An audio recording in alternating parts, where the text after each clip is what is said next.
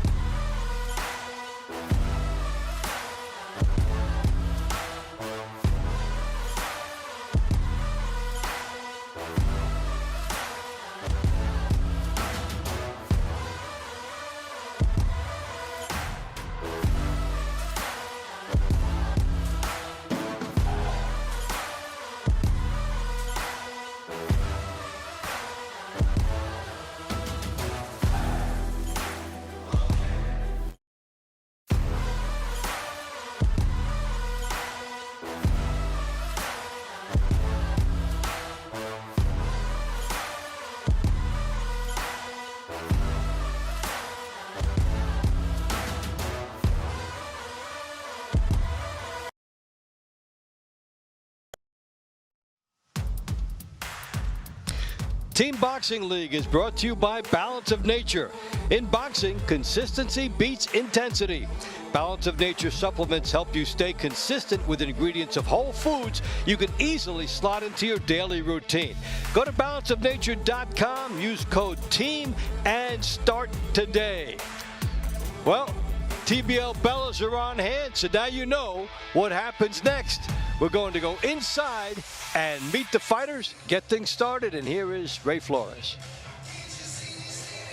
Welcome to the next chapter of non-stop high-impact action. This is Team Boxing League, where every round is the last round, and every fighter leaves it all inside the ring. Each moment of TBL season airs live on MSG Networks along with Envoy TV. Spanish language coverage available on Estrella TV. Welcome to the War Memorial Auditorium here in Fort Lauderdale, Florida, for tonight's Week 14 matchup between the Nashville Smash and your hometown Miami Assassins. We would like to thank the Florida Athletic Commission Executive Director Tim Shipman for overseeing tonight's event. Your referees in charge of the action all evening long are Chris Etchell and Samuel Burgos. And a big thank you to our fine sponsors, Climax Moonshine, Fire Number 32, Balance of Nature, Serenity Springs Recovery Center, and HotelPlanner.com. Also, TBL would like to extend a special welcome to Alex Spiro, the co-owner of the Miami Assassins, and the former mayor of Miami, Francis Suarez. And now, ladies and gentlemen, please welcome the visiting Nashville Smash. Yes, here come the Smash. Have a couple of victories on the season. You take a look at their recent matches and their key people. Leachman has been good. Riley has been very good. And Leandrick Johnson, Josh, has been very strong for this team. So the question for them is, can they get enough of people like that doing their best work tonight? Coach Fred Dulé.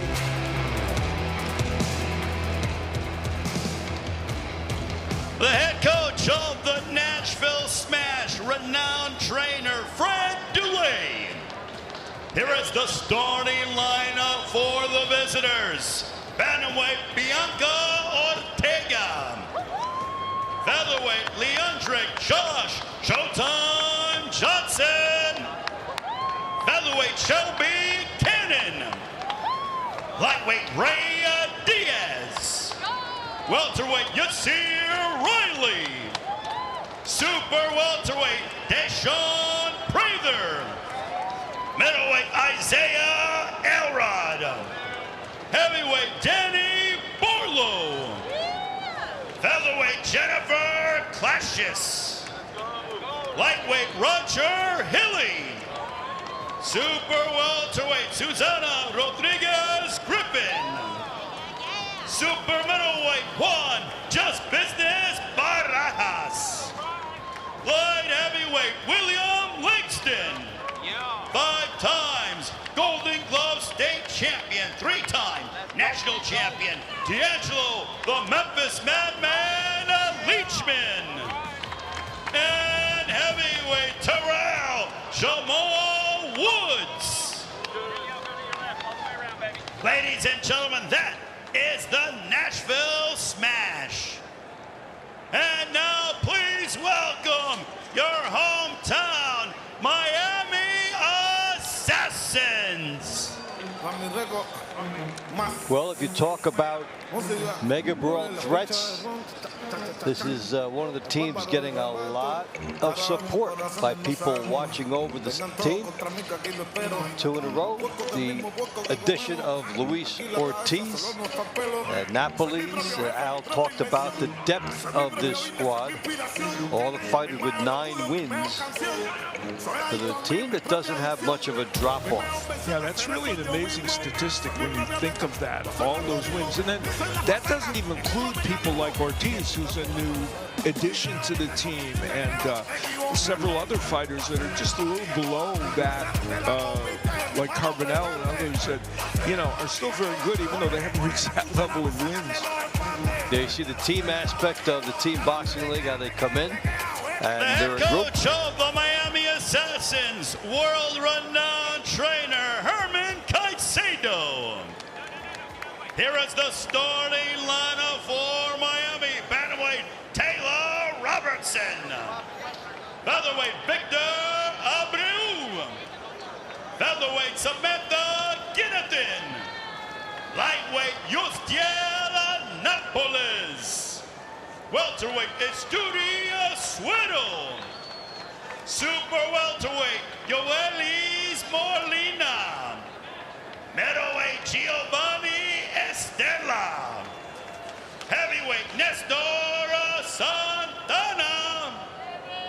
Featherweight Samantha Sosa.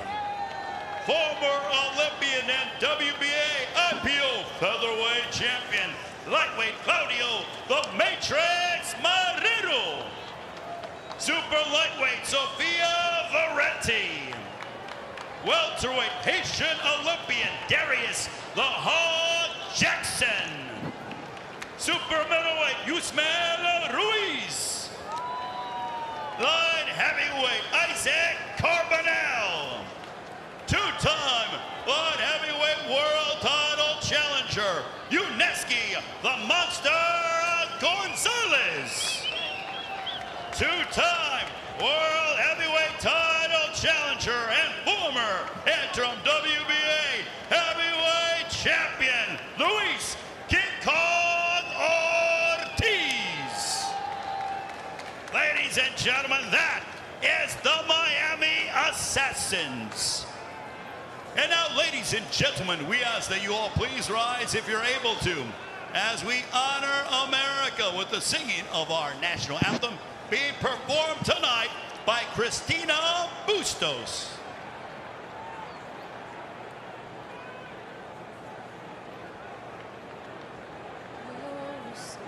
Can you say by the dawn's early light what so proudly we hailed at the twilight's last gleaming, whose broad stripes and bright stars through the perilous fight o'er the ramparts we watched were so gallantly streaming, and the rocket's red glare, the bombs bursting in air, gave proof through the night that our flag was still there.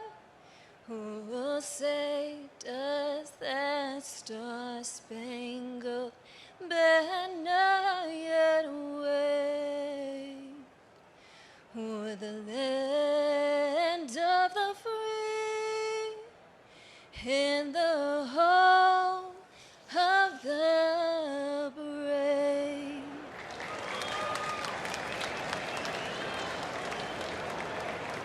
Christina Bustos with the singing of our national anthem. Ladies and gentlemen, it is now time to begin the long rounds between Nashville and Miami. Round one at bantamweight. Nashville, Bianca Ortega. Miami, Taylor Robertson. So Taylor Robertson has been around outside TBL, a split draw for the IBO super flyweight title against Gloria Gallardo in 2024, 9-2-1 in that circuit. Trying to get over the top in this one. Yeah, her debut for season 4 And she hasn't been in the ring since August of 2025, when in TBL she lost to Julie Rodriguez. And her overall record's 2-6, and she's on a 5-fight loss streak. But the interesting thing is Bianca Ortega, who's 0-3, has yet to win in TBL. So somebody is going to get off the snide tonight. All right, so two fighters who believe they have an excellent chance to win based on whether it's the O for their opponent or the layoffs. 1 point if you win a decision, 2 points for a knockdown, 2 knockdowns, 3 points, and 4 knockout, TKO, DQ, or forfeit. And the fastest way we've seen, and a lot of fighters able to do this, get 1 knockdown and then put the pressure on, and the referee calls it off. Big right hand landed by Robertson just a moment ago. And her and Ortega are very similar stylistically. Both are doing a lot of the same things, but the right hand for Robertson was able to sneak in. The Brisbane, Australia fighter.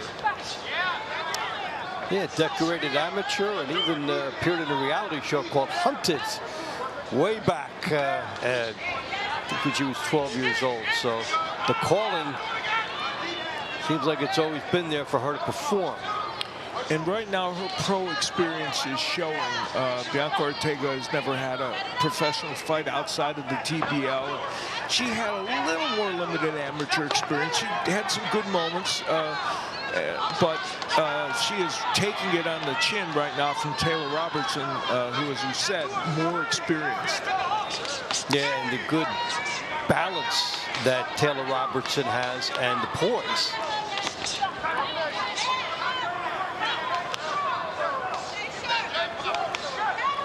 And this is a fighter that Miami would really love to get going and in full swing for the playoffs. And you know, 4 of those 6 losses that she has in TBL were to Julie Rodriguez, who's 19-1. So it wasn't like her losses have come to anybody bad, and she is performing brilliantly here so far in this fight against Ortega.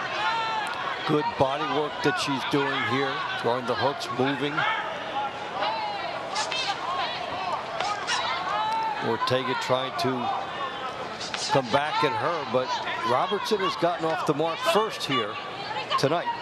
Ortega has taken some big shots. She's hung in there, not been hurt, I don't think, but unfortunately she hasn't been able to get scoring done. Ortega landed right hand there, one of the few she's been able to get in. Ortega having trouble getting past this Robertson jab. And there's a glimpse of what it could have been. Just a glancing right hand. Yeah, she's thrown that lead right hand, Ortega, and gotten it in occasionally, but the Robertson right landing after that jab that you referenced. Well, Taylor Robertson back with the TBL since August of last year. Her first performance in season 4, and it was a good one. There's the right hand that landed. There's another one. She was able to get that punch in partially because she used the jab so well to set it up. And she might have gotten Miami off to a good start here. Stylistically, it sure did look that way. Let's see how they decided to make it official. TBL fans, the winner of round 1 by way of unanimous decision. From Miami, Taylor Robertson. All right, so Taylor Robertson gets a nice win for herself Round against Miami. 2 at featherweight, Nashville, start. Leandric Josh Johnson. Miami, Victor Abreu. And the aptly decided round to watch. Johnson split with Abreu on May 31st. Abreu, 3 wins in a row, 9-4 this year. 31-year-old native of Miami. So Abreu doing some of his best work right now. Yeah, he is fighting very well. He's ensconced in that number 2 spot for Miami. They like him there. They feel it helps him get off to a good start. And these men are 3-3 overall against each other in TBL. So they should be very evenly matched. Take a look at the featherweight division, and there's Josh Johnson right at the top, and Abreu right there. Yeah. Two of the top names in the division going at it right now. Two of the best in the division, and when you look at their record, 7-2 for Johnson this year, and 9-4 as you mentioned for Abreu. So we're looking at two men that are very near the top of that. Johnson's a good combination puncher when he gets his hands moving.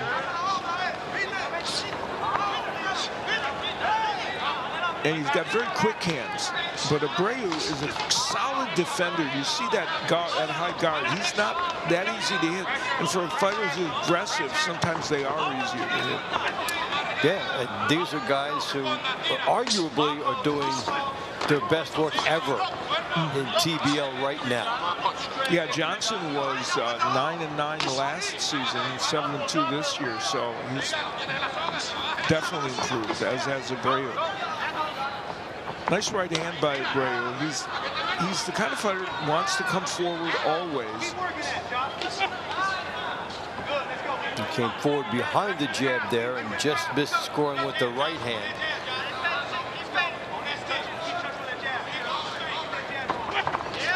Johnson has been, I think, a little more economical with his punches than we used to see, right? I mean, this year we've seen him throw lots of combinations, more singular punches tonight.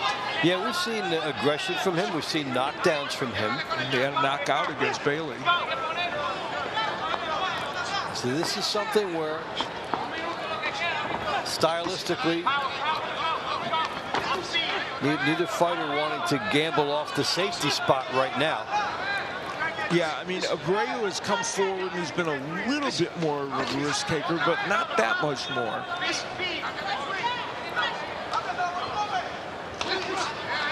You can make a strong case this round is there to be had still for either man. And with 30 seconds to go, have a short memory. Just decide that you're going to go and put a couple things together and walk off with this round. Abreu is trying to attack more. Johnson, slipping on most of those punches and some falling short. Now Johnson, he wants to get busy. You can feel it. Yeah, you're going to run out of time in this one. Overall, Abreu pushed the pace more, but the fight was so low scoring as far as the actual connections that you can make an argument. And what notes did they take for their second meeting, which will be in the money rounds? Here's where the right hand of Johnson got in there. Abreu using his jab, and he had used it a lot to penetrate through. We'll see. This could be a close decision.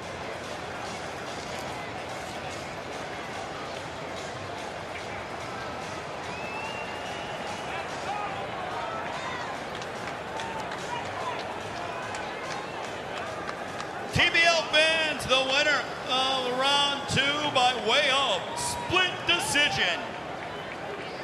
From Nashville, Leandric Josh Johnson. So Josh Johnson pulls Nashville even. Round 3 at featherweight, Nashville, Shelby Cannon. That was a big get for that team. Samantha Ginnathan. All right, Shelby Cannon, 3-2. Beat Kaylee Knight and Chantel Somrell in recent outings. And Samantha Ginnathan has been on a roll, won 6 in a row, 9-1 run. And since moving down from 140 down to here at 126 has been a force. Yeah, we have seen, like Erica Sanchez, when she moved down from 140 to 126. Ginnathan has had the same kind of success.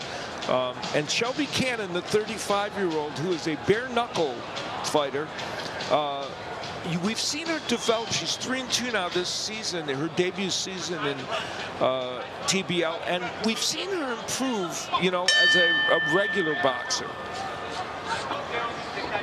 But this is a tall task for her against fellow southpaw Ginnathan.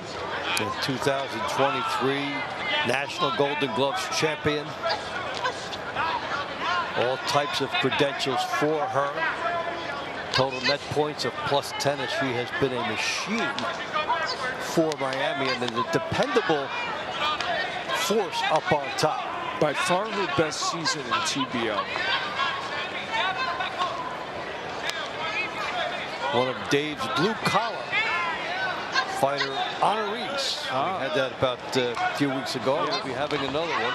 And rightfully so. Yeah, I can't wait this weekend. We're going to get to see your feature again.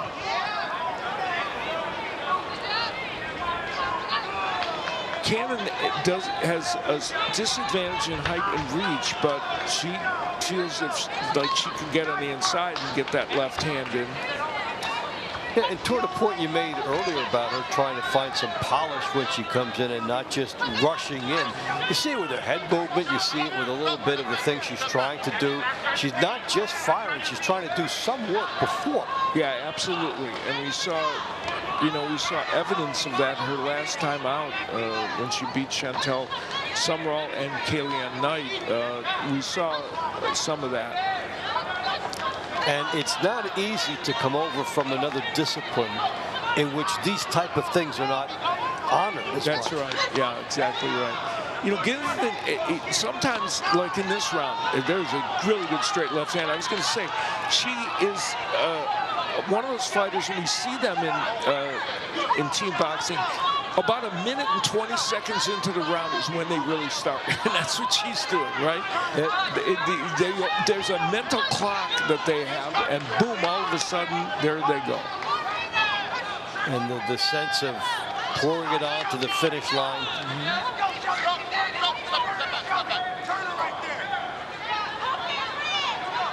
And there are a couple perceptions about, do you want to do it that way, or do you want to try to go all out for 3 minutes?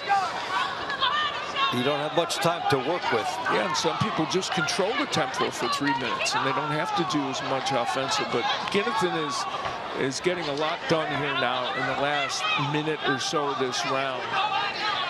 And the key to that strategy, if you want to be loyal to it, is to be certain that you're still in the fight and very close with that minute 20 to go. And she has succeeded in that part of it. And now she has Cannon against the ropes, and Ginnethan has done her best work in the final minute. Ginnethan, the only woman boxer with a winning record on Miami, though Samantha Sosa is 500, and we'll see her in a while. But Shelby Cannon happy with her work there, but it would be surprising if Ginnethan didn't get this decision, and we'll see some of the evidence why. There's Cannon early in the round trying to get the left hand in, but Ginnethan landed some really good shots like that straight left hand. And Ginnethan has shown us power during the course of this year as well. A knockdown of Maria Antoinez earlier in the year, so she's got some pop in her punches.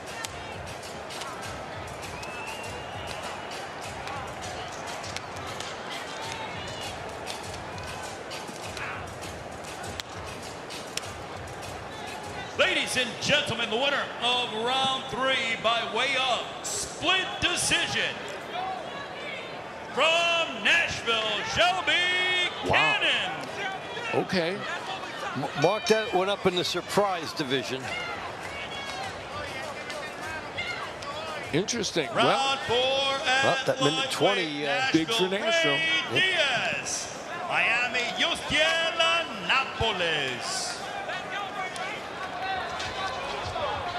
Diaz and Napoles getting ready.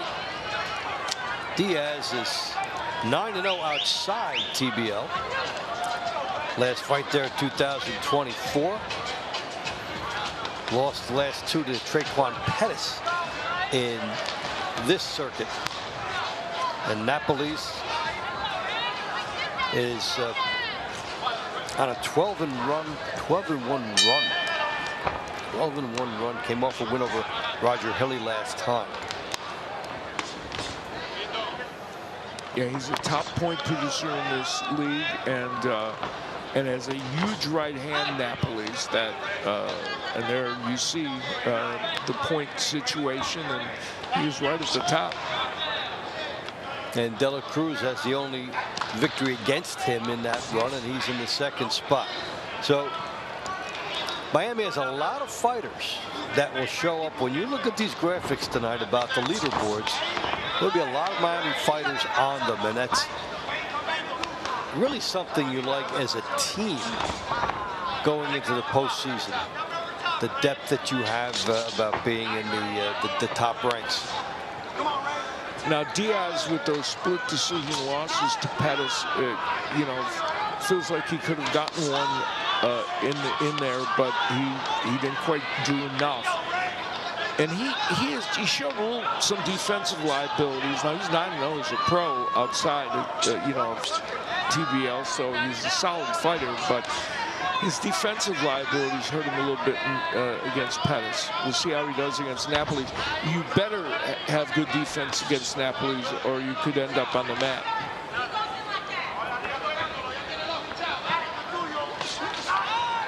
Good hook by Diaz, though. He snuck that one in. There's Napoli's trying to find a spot for her left hook to the body, which he scores with. And when you watch Napoli's fight, even though he's got a very good left hook, you're always thinking about when that right hand is going to come in. That's part of the reason how he knocked down Malik Lark and Jeremy Hill, and the knockout of Pettis that he got. So it's an issue. And if you're Reyes, you got an interesting evening. You're fighting this right-handed power puncher, and then later on, you're going to get a clever lefty like Claudio Moreira. And your coaches have to have a lot of faith in you to put you in two different styles and two very good fighters. Now, this has been a tactical round. We haven't seen a big power outburst from either man. There's Napoli's right hand. There's the jab of Napoli's.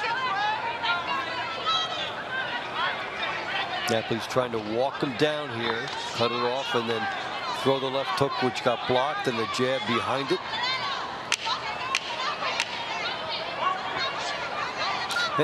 Lesson has to resonate for the fighters on both teams. The first time anybody sees a decision that they didn't agree with, they say, wait a minute, we better go all out here. Yep. And not let it be that. It's a very good point. And you know, Napoli's didn't really do that there. He fought well, and we'll see. There's Reyes blocked the left hook from Napoli's, and then Napoli's comes back with a jab and a left hook. And Napoli's did do some pretty good work in that round. That wasn't a vintage Napoli's performance of this season. It could very well be enough to win this match, but as you point out, you never know.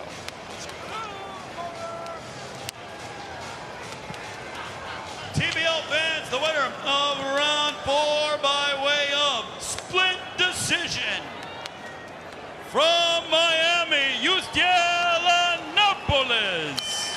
So Napoles does get it done, and Miami gets out to a 3-1 lead. We're just getting started. Team Boxing, we'll be right back after this. It's 2-2.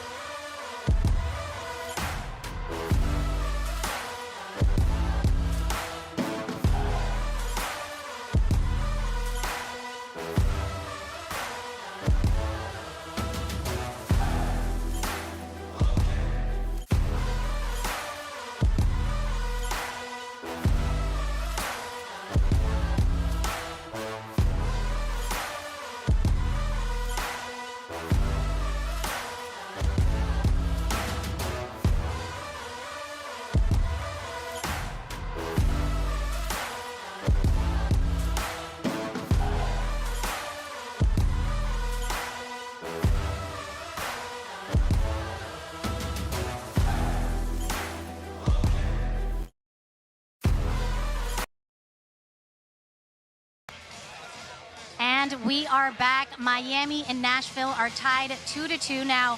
We had to take a chat. I am joined by not only an attorney, Alex Spiro, but co-owner of the Miami Assassins. Now, in TBL, we like to say that every round is the last round. What intrigued you to become part of the ownership group of Team Boxing League? Listen, I like the fight. I like that it's co-ed. I like that Miami's going to win the league this year. And, you know, I want to see this happen. Now, I saw you looking at the last fight that we had. What about these fights make it so special than traditional boxing? There's too much wasted time and too many things in life, right? They get right at it. It's a real war, and I want to see who's going to win. I want to see three minutes. Give us your best. Now, Kevin, when looking for an owner for these teams, what do you look for in a prospective owner, and how does Alex fit into that position? Well, we look for people that can help the league grow, and you know, we have this super exciting product, and we're honored to have somebody as prominent as Alex, who's you know, a prominent guy in not only legal but business all around the world, and he's represented league owners and professional players, fighters, and you know, we're just honored to have him, and he's going to help us grow the league. Miami's gonna win the league every year, and you know, we're excited about the future. And then I already told Ari and Mark Shapiro that UFC is going to be coming. They want to, you know, they want to fight. They got a fight on their hands. You know what I'm saying? They got to fight. Well, thanks for chatting with you guys. We're going to send it up to Ray Flores. Round 5 at welterweight, Nashville, Yasir Riley. Miami, Estudia Swiddle. So it's Riley coming in here.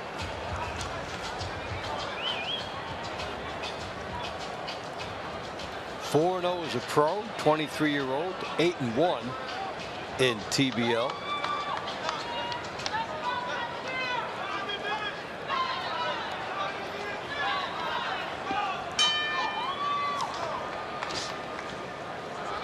So let's see how this goes here. 2-2. Miami and Nashville. Miami coming in here, one of the hottest teams in the league at 6-1. A lot of fortifications on their squad. And Nashville with 2 wins, needing one more to stay on the good side of that red line, perhaps, that we showed you at the top with the standings. And Suero, the only man this season to beat Yasir Riley. They split their fights when they battled the last time they fought each other.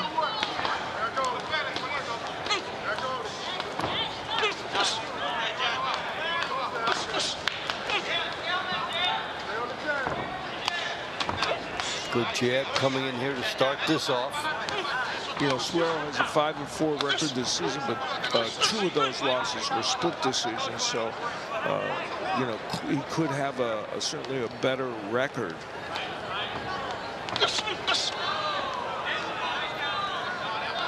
And Riley has just been the model of consistency, right, for Nashville.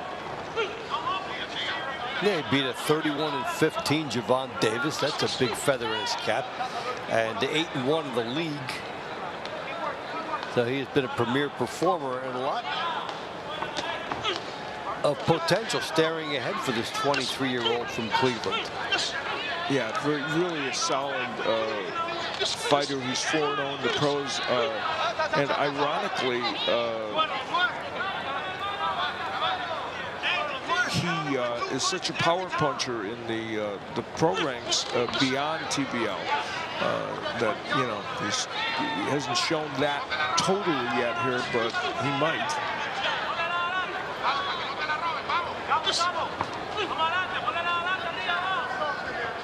Good double jab here by Suero. And then a good hook to the body. And Suero's, you know, Riley, there's the hand speed and the combination punching from Riley, which we've seen.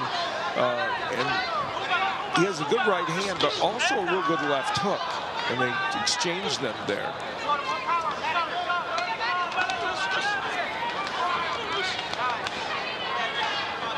Suero is a sneaky counterpuncher, isn't he? Yeah. That right hand that got in there. He's not as flashy as some of his teammates, but boy, he's a very good ring technician. There's that counter right again from Suero. And on this team, unless you've got those string of 9 wins like so many, he could be a very good fighter and under the radar. And some fighters are comfortable with that spot on the team. Yeah, and you know, we mentioned that 2 of the 4 losses that Suero has were split decisions, and so you could see this one being very, very close as well. And we mentioned they split with each other the last time they fought each other twice. Here's Suero sneaking in that right that we talked about.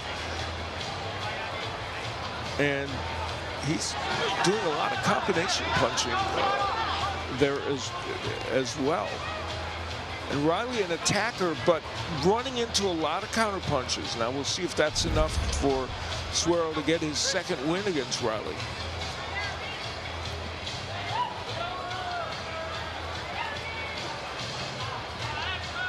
TBL fans, the winner of round 5 by way of split decision.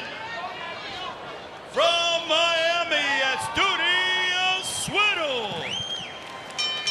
All right, so that's 4 splits.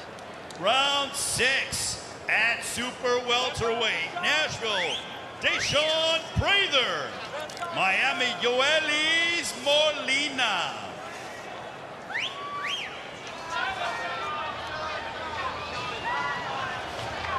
All right, so the fighters have a lot to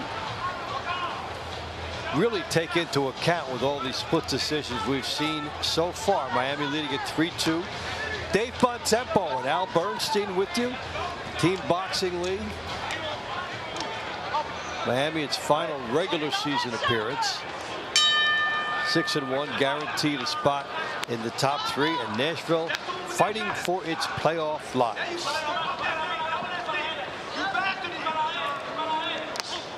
Prather is 20-3 outside of TBL. And Molina 17-2 inside of TBL, and thus at the top of that list we're showing you. Told you a lot of Miami fighters will be in that list, and there's yet another one.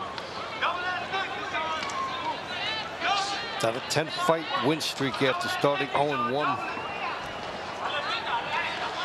And he has 5 wins over fighters who combined were 108-35. So it's not like you're beating lower level competition. He has stood up against top fighters. Yeah, just a superb year for him. And for Prather, you know, it's a heavy responsibility to go in there against him. And he's hoping that he can make something happen here and get his first TBL win. Those excellent Cuban southpaws. We've seen that they have really primarily helped the Miami team and the Las Vegas squad. Yeah, both of those teams with a lot of fighters that are Cuban bred and so many left-handers, as you point out. Molina is from Guantanamo, Cuba.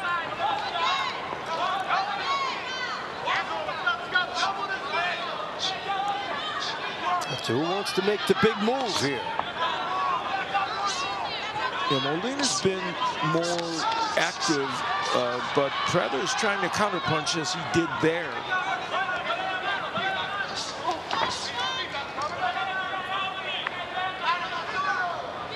Prather's an experienced professional, as you pointed out, with 23. He's been a pro since 2018, so he's got a lot of experience. Not a power puncher, only 2 KOs in his 20 wins, but you can see that as a technician, he has some skills. Well, what the TBL will give a lot of these fighters, if they give it long enough, is that sense of urgency to win a round that they have to. This has been again, we talked about it earlier with a couple fighters, more economical with his punches as Molina, but there he gets off with some combination work, which we're used to seeing from Molina. That hand speed is normally his calling card. He stumbled there, and the referee was right on the spot, so he couldn't get hit.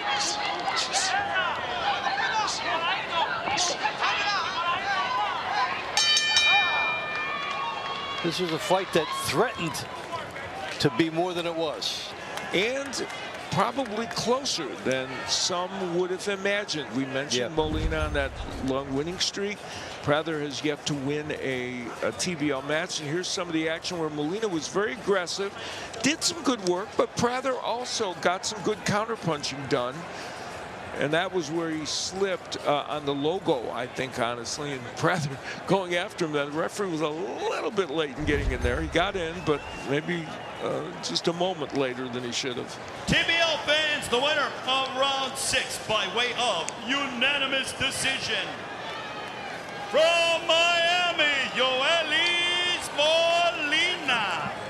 So Molina stays hot, and he stays atop the leaderboard.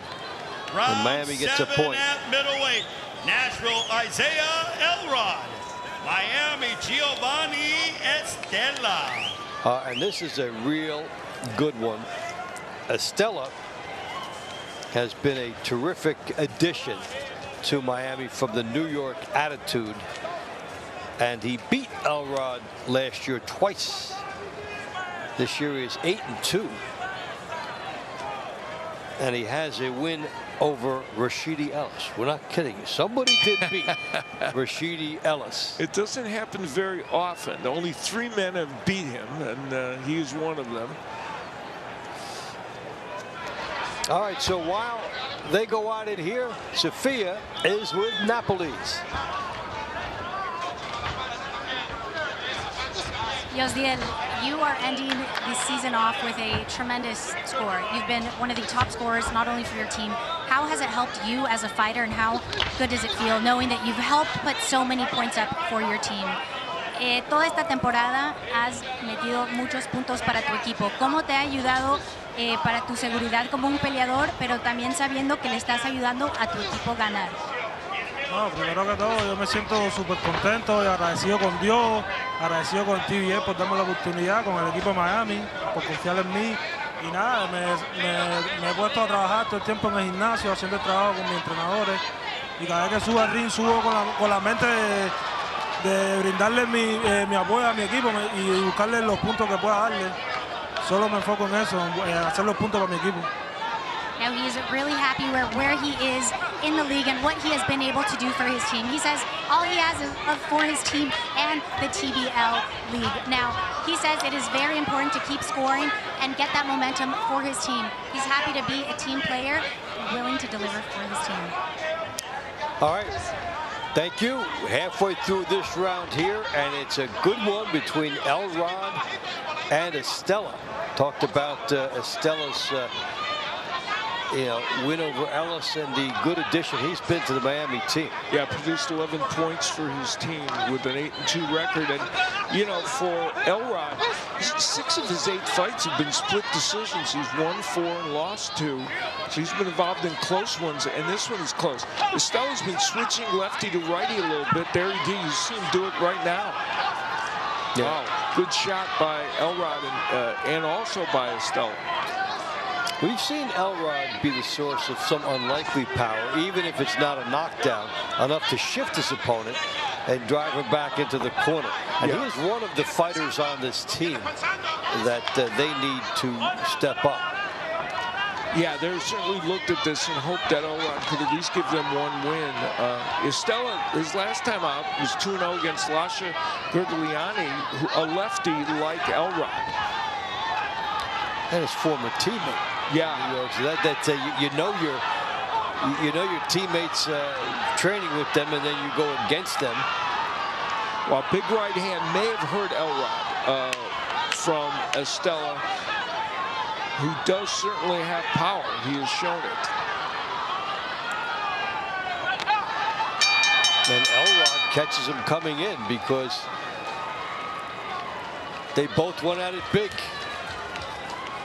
And when you see the camera-shy Estella, you do get a sense of what New York lost by not having him this year. Yeah, there's Elrod with the straight left, which is a very good weapon for him. And Estella moved lefty a lot, and there he landed a nice right hook. The right hand both as a right hook from a lefty and an overhand right by Estella, and there it is, were important weapons for him.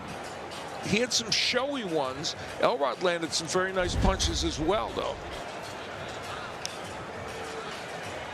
TBL fans, the winner of round 7 by way of unanimous decision.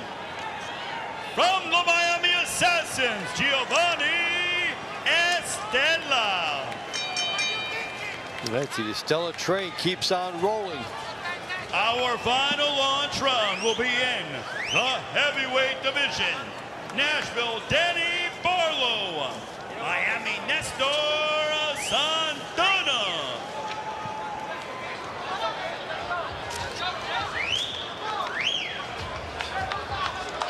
Now we've seen the big guys, heavyweights, make noise all throughout the season. We'll see if that continues over to here.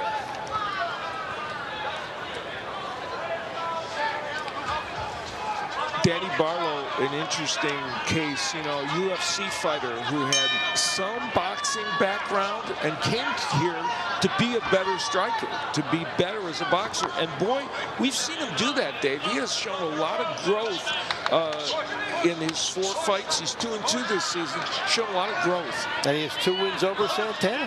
So he's really got a lot to show for the short time. And it is interesting that some fighters really take to the new format.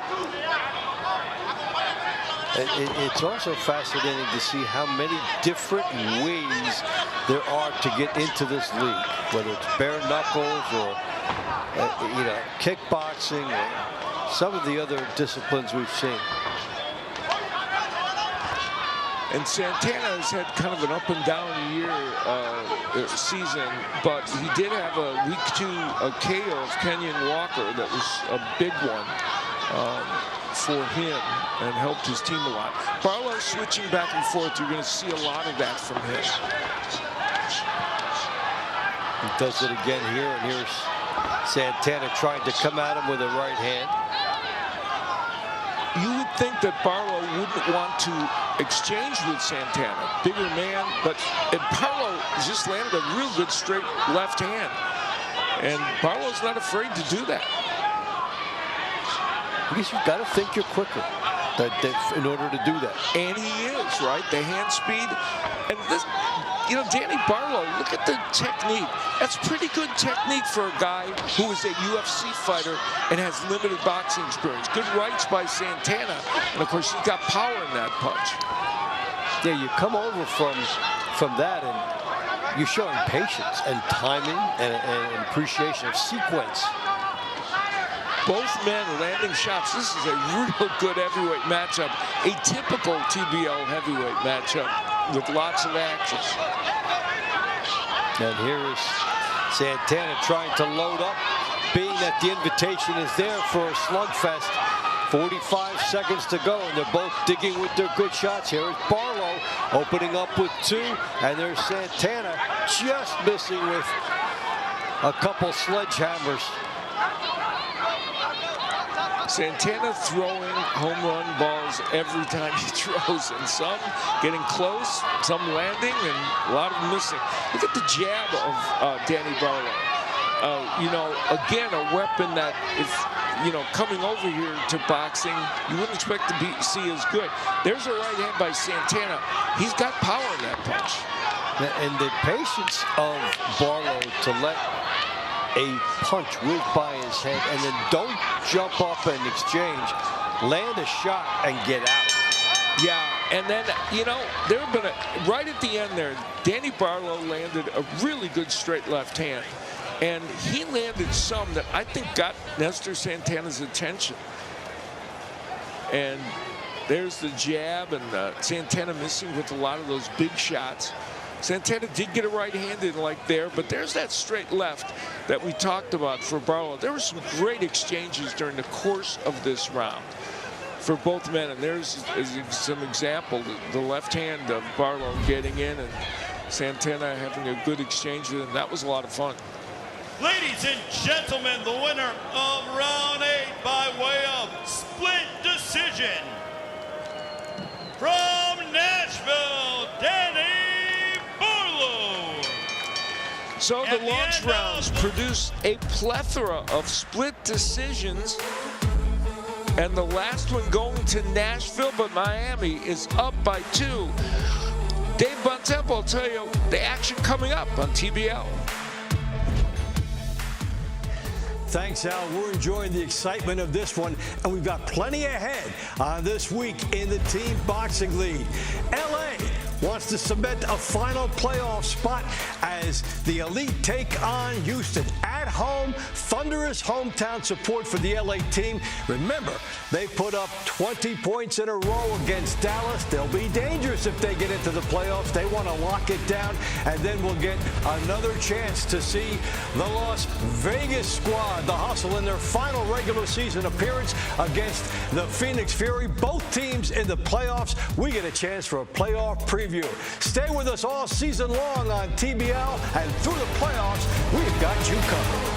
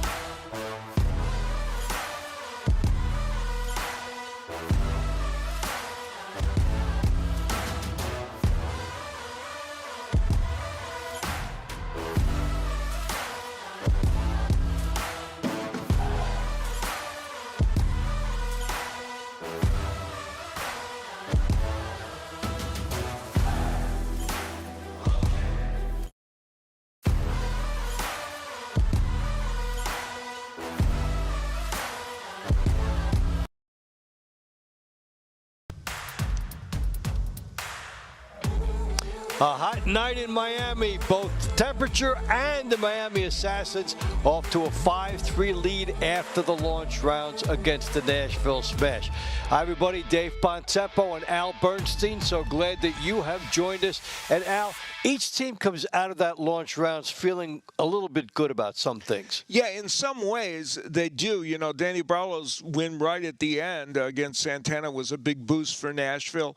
And we saw so many split decisions of fights that were close that I think everybody does have hope heading into these middle rounds. All right, let's take a look at how we got here from a highlight standpoint. It began in round number 3 where Shelby Cannon going up against Samantha Ginnington. Samantha Ginnington, national champion. Thought she had done enough here, but her opponent was game and kept coming at her and avoided being dropped on shots like this. You go to the judges, you might get the call, and she did. And then in round number 7, Giovanni Estella, who knows where the camera is and knows how to throw some punches, and he did against Isaiah Elrod in what was a very scintillating middleweight matchup. And it was a close one, but Giovanni Estella gets the win, and that helped push Miami to that 5-3 edge after the launch rounds. One of the early nominees for the round of the night. We'll see how it shakes out. And what about now the middle rounds we go in here? 8 rounds of those. And what are we looking at there for the round to watch? Fascinating fight in round number 12, welterweights. Jasir Riley, who suffered his second loss of the season in the launch rounds, taking on Darius Jackson, who is 9-2, is in the middle of a terrific season, and this one should be a good one. All right, Miami up, but Nashville hanging around. Let's go inside and pick up the middle rounds. Ladies and gentlemen, it is now time to begin the middle rounds between the Nashville Smash and Miami Assassins. Round 9 at featherweight. Nashville, Jennifer Kleshis. Miami, Samantha Sousa.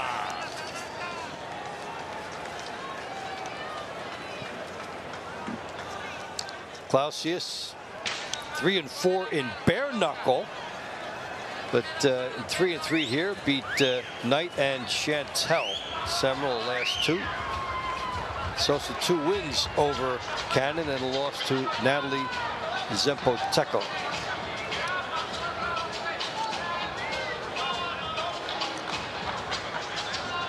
Launch point for the middle rounds is right here. Miami up by 2. Dave Bontempo and Al Bernstein, glad that you're with us. And here we are, first fight in the middle rounds.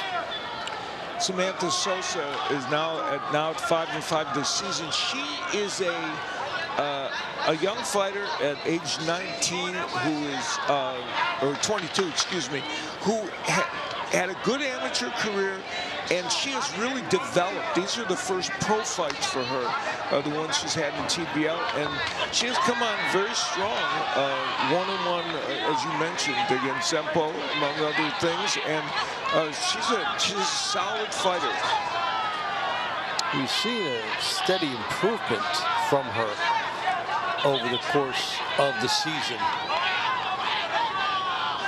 So now the question for her is whether she can get into the top tier in this division. She throws a good right hand. Yeah, it's a very talented division for sure. Well, you take your baby steps up. First, you get some wins over a couple fighters, and then you see if you can go up against the top ones.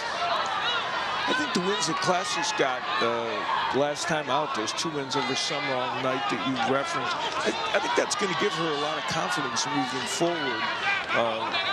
You know, you mentioned she's been in some wars in the bare knuckle world.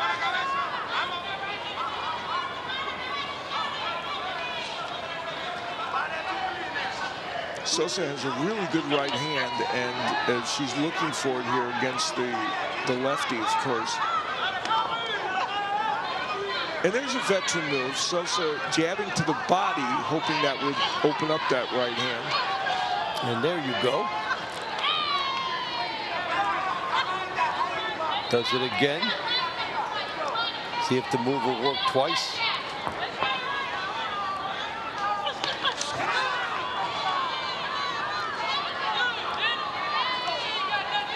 Yeah, that right continually now getting in for Sosa. That's her main power punch, her main calling card.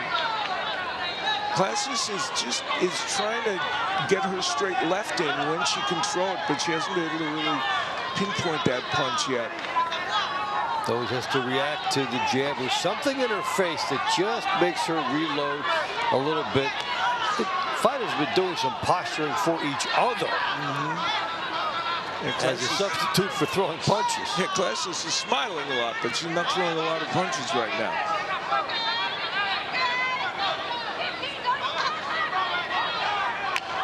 It's still up for grabs with the final seconds here. If it is, Sosa saying, I want to take it away. Yeah, the Sosa right hand landing a lot in this round. And she thinks she won it. Kleshis looks kind of confident too, but Sosa landing some nice right hands, and that was that sequence toward the end of the round. And she squared up Classes and got hit with that straight right hand. Then at the end of the round, they had a really good exchange in which, for the most part, it was Sosa landing, although Classes snuck in that left hand, good straight left hand, which she's been trying to do during the round. TBL fans, the winner of round 9 by way of unanimous decision. From the Miami Assassin, Samantha Sosa. The Sosa continues her path for improvement. Miami gets off to another 3-point lead. Round 10 at lightweight, Nashville, Roger Hilly. Miami, Claudio Marrero. Hilly 5-18-1, 6 losses in a row. But last win he beat the Ghost and Jose Rodriguez on April 26th. When he wins, he's often gotten a spotlight in one of the honor rolls. So he's come up big sometimes. And Marrero 28-5 outside of TBL, 25-13 here. He's been hot, had an 11-fight win streak snapped last year. And let's go over to Sofia with a special guest. I'm joined by the one and only Josh Johnson. Now, Coach mentioned you as one of the players to look out for, knowing that he can depend on you to get points up in the scoreboard. How does it feel knowing that your coach and your team has that trust in you? It's a great feeling to know that they believe in me to go out and do my job every single time. You know, another thing Coach said was that he believes in you guys, and he really started to see you guys believe in yourselves 2 weeks ago when you guys faced Nashville. Now, someone you faced in Nashville was Victor. You faced him again today. Is there anything different that you noticed from when you met him in the ring 2 weeks ago to now? No, he the same. He fight the same since last year. He's still the same guy. Thanks, Josh. Back to you guys. All right, so Nashville trying to hang in here against Miami. The first time they fought, Miami won 6 of the first 7 fights and then had King Kong Ortiz deliver a 4-point hammer. So Nashville trying to stay close, and this is a critical point for them to stay in this match. Yeah, Claudio Marrero, who has beaten Hilly 4 times, he's 4-0 against him, is really controlling this round. Roger Hilly has kind of been on his heels most of the round on the outside, not able to do much. And Claudio Marrero, 35 years of age, but you know, a top contender in boxing outside of TBL for a number of years. He is a very skilled fighter, and you see, still has plenty of hand speed.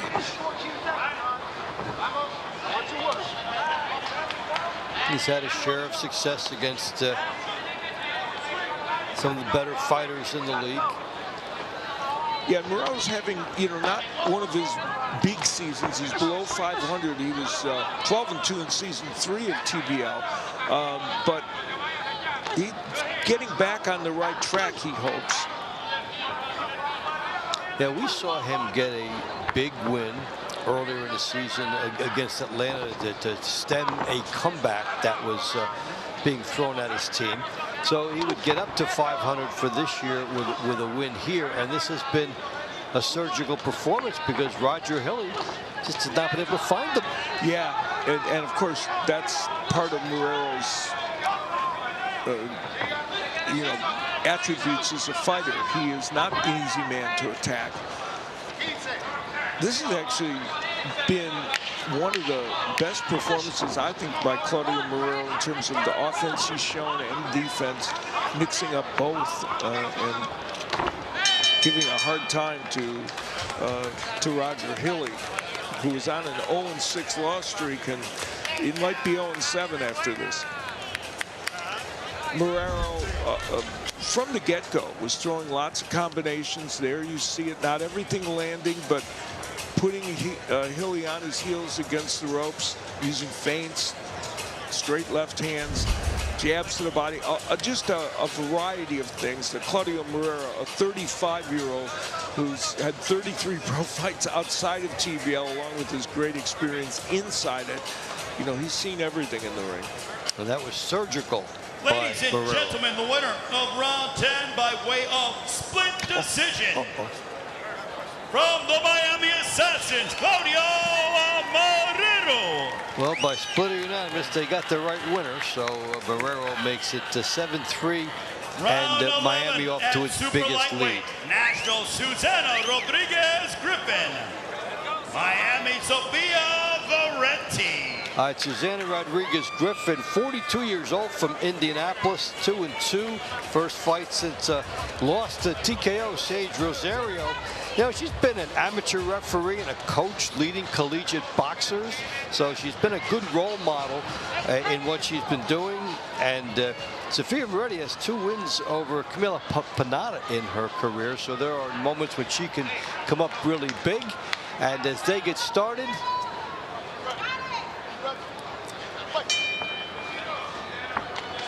Sofia has a special guest. Thanks, guys. I'm here with Yuneski Gonzalez now. Yuneski, you are on a team who has made the playoff cutoff, but you guys are facing a team who has that fire inside of him, and they want to win tonight. How important is it for you guys to continue on your win streak? Yuneski, estás con un equipo que ya llegó a casi los campeonatos, pero están contra un equipo que viene con todo para ganar y ellos están dispuestos a ganar hoy. ¿Qué tan importante es mantener el enfoque en ganar hoy? No, sí, ya, y el enfoque es bien importante de todos los muchachos. Creo que lo están haciendo bastante bien hasta el momento. Y el enfoque para seguir invicto, ya que estamos, o sea, para seguir con las mejores puntuaciones, con las mejores vidas. Aquí en el patio nosotros sería de más gusto caer frente a ellos aquí. Viene con hambre, pero no está al nivel de nosotros.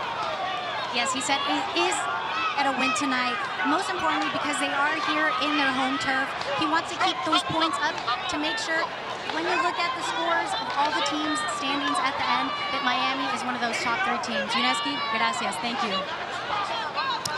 All right, so here we are halfway through. Susana Rodriguez and Sofia Veretti. And they're producing a beauty.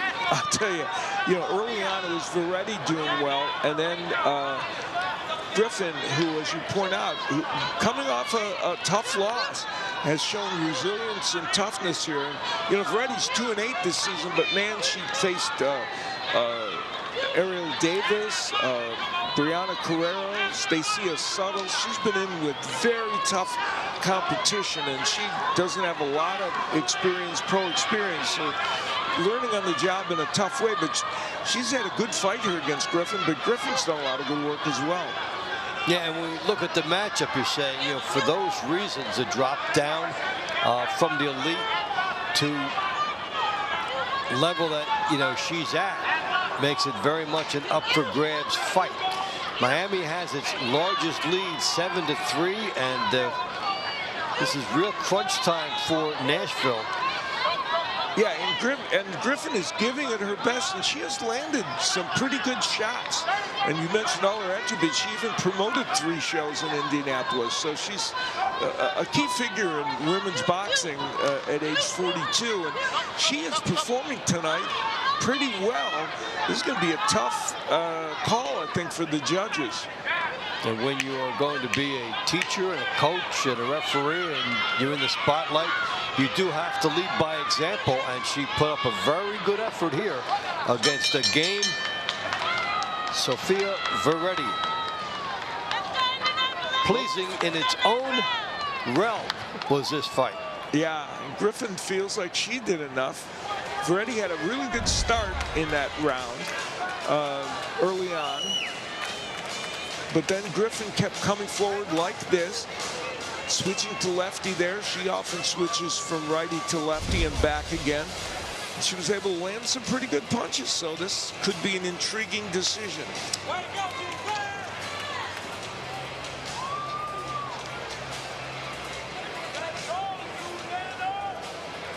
TBL fans, the winner of round 11 by way of unanimous decision.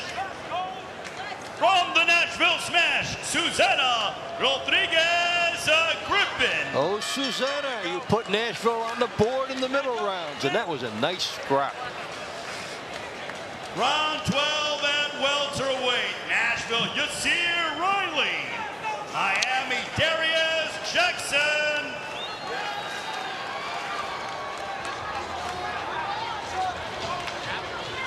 All right, Riley and Jackson. Round to watch as Nashville tries to hang around and get closer. 7-4. For Yasir Riley, you know, he's got an 8-2 record this season. He lost his first fight tonight. He has never lost 2 in his brief TBL career, this is his debut season, as it is for Jackson, of course, a veteran of TBL in his 4th season.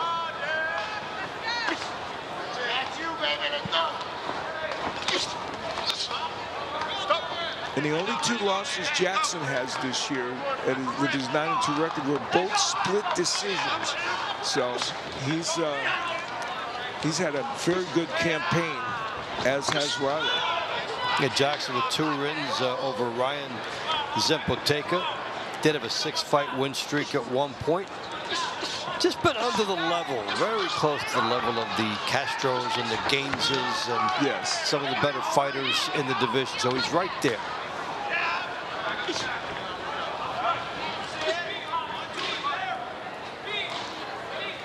Riley is looking to get off that right hand, and he's got a really good left hook, but he's having a hard time getting in position to throw at the height and reach of Jackson, which often bedevils his opponent, is giving some issues to Riley. I mean, that's part of the reason why Jackson, age 22, has 28 wins as a team boxing league boxer.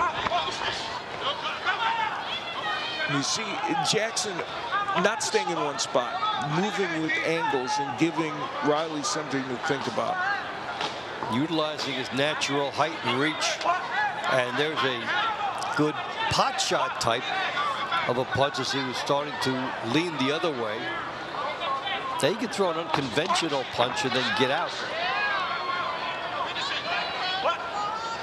And in a one-round fight, he can really squeeze the clock on a guy like Riley who's trying to get inside of him. Yeah, Darius Jackson's one of those people, we talked about the different strategies. He controls rounds.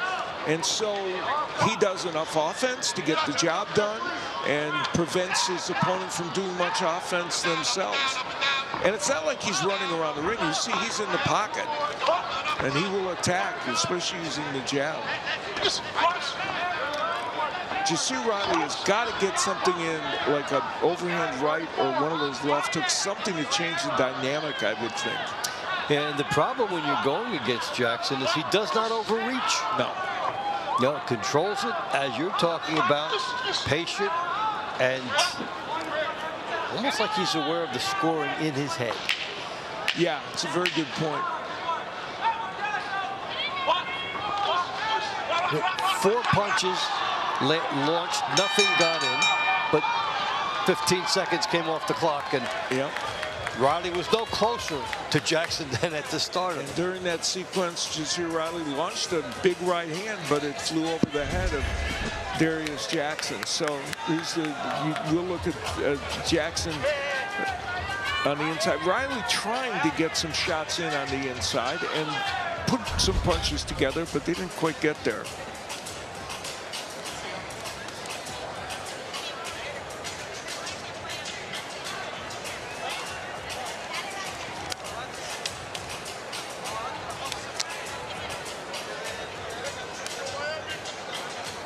TBL fans, the winner of round 12 by way of split decision. From Nashville, Yasir Riley. Wow, this has been an interesting night for the judges. All right, so Nashville able to stay in it with 2 split decisions, and Miami cannot pull away. We'll be back for the second half of the fight after this.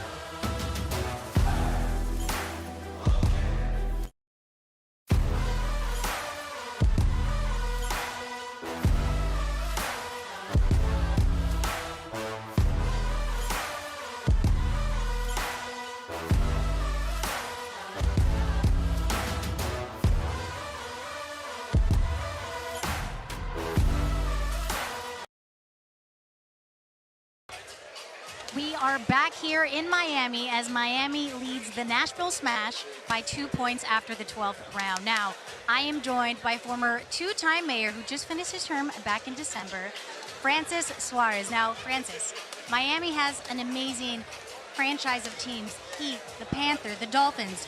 How important is it to now have a boxing team here in Miami? It's super important. Like I was telling you, Sophia, I believe that the world is going to sort of have this juncture where it's all going to be either AI or experiences. And I think sports is one of the premier experiences of the human condition. It's what we love to do. We get to relax. We get to sort of disconnect. And I think it's great that Miami has another boxing league. I think it's great that Miami continues to differentiate itself in the world by having the most premier sports offerings than any other city in America. When you consider Formula One, when you throw in there, now we have the World Cup, obviously 7 games, super exciting time to be in Miami. The Team Boxing League has a great concept with 24 rounds, 1-round fights. They go at it, and it's fun to watch. And, you know, I think it's cool to brand them for cities. And, of course, we're winning today because the mayor's here, you know, former mayor. And I'm here with Alex Spiro, who's my good friend, who's a part owner of the Miami team, supporting him, supporting Miami, supporting the fighters that come from my city, and hoping that they continue to succeed the way they're doing tonight. Well, I hope you enjoyed the rest of the rounds because we still got the money rounds coming up. We're going to send it back to Ray. Round of 13 at super middleweight Nashville, Juan Barajas, Miami, Yusmael Ruiz. All right, Barajas has won 4, then lost 4, 10-15 overall. Broke a 6-fight losing streak, beating Keandre Leatherwood. And Ruiz 13-13. Had a 6-fight win streak snapped, but he did get that a couple years ago. And he's 3-1 versus Barajas, so maybe he thinks he has a little bit of an edge. And his record of 9-4 this season, a turnaround from last season. And it has put him up where you see him at 6 points. And we saw Bartiel in his return last week and how dynamic that was for San Antonio. So there's some pretty good names at the top of this division, and they're well.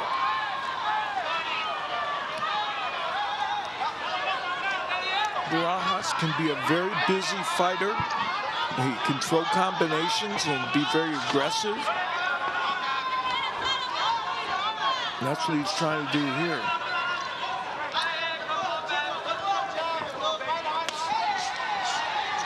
Well, we've seen these guys opening up, at least threatening stylistically to bring something else into play, which is the knockdowns and the bonus points, which we've had none of so far. Yeah, Ruiz landing a nice right hand a moment ago against Barajas.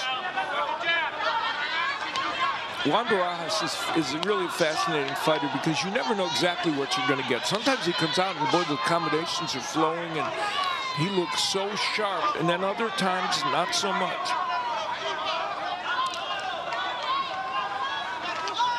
It's a good left hook there by Barajas. And the right hand. Boy, there's a lot to shoot at for Barajas as Ruiz leaving himself open on the way and just gambling with some good work on the inside. Yeah, Ruiz wants to be on the inside, I think, in this fight. Though he's paying a little bit of a price to get there. But now, with about a minute left to go, he's starting to have a better situation in terms of ring geography and getting on the inside. But Barajas had a pretty good start in this round. Barajas with the headshots. Ruiz trying to get to the body, and Barajas here controlling the ring general aspect. And it's going to be interesting because they both had bursts isolated. Yes, when Ruiz loses, it's because his volume of punches wasn't as high as it should be. Now there's the Ruiz that wins fights and has won 9 when he gets those punches, puts them together and works hard on the inside.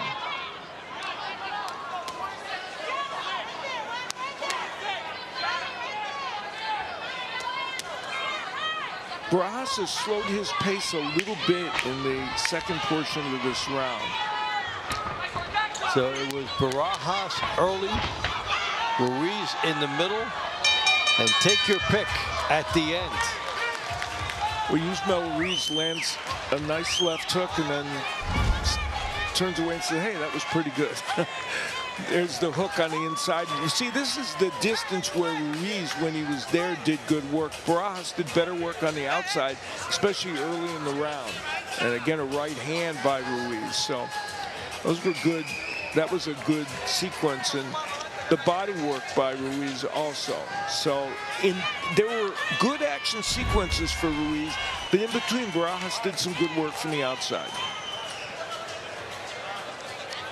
TBL fans, the winner of round 13 by way of unanimous decision.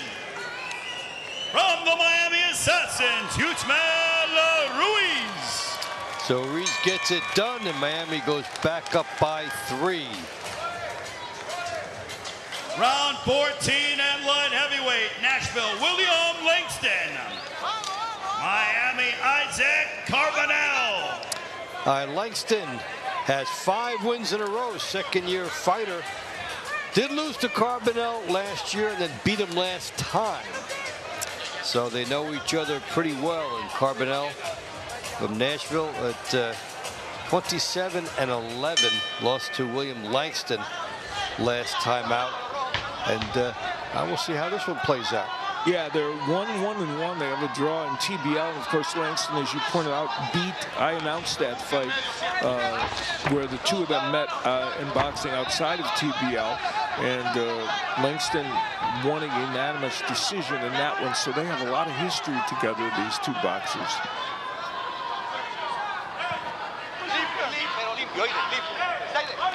Referee warning against infractions. Have to pay very big attention to that, whatever it is, because if the same infraction occurs and you're judged to be the guilty party, you could lose a point. Points are very crucial here. Two left-handers with very similar skills, and you see Carbonell getting his punches going. You pointed out they're both experienced team boxing league performers. Yeah, they know each other so well with their history. It's all a matter of execution now. And we're seeing the uppercuts get in by Langston, and Carbonell was initiating a hold. And now with the equipment problem,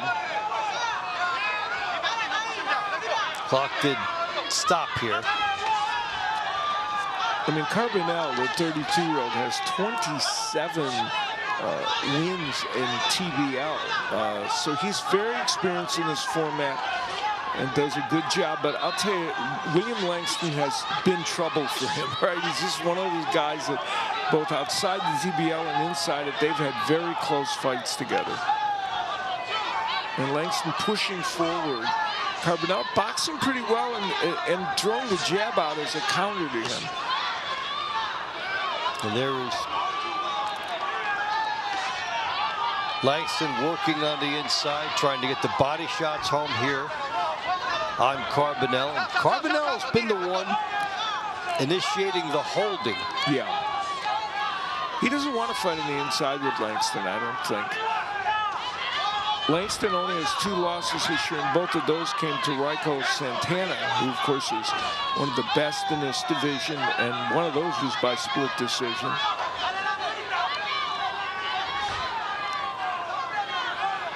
Langston has been the aggressor in terms of ring generalship, and getting off first here. The question is whether Carbonell in the early part did enough good boxing and whether he's done enough good counterpunching. Get an example of it there with his right hook after being hit to the body. An important call coming up, as it is 8-5 Miami.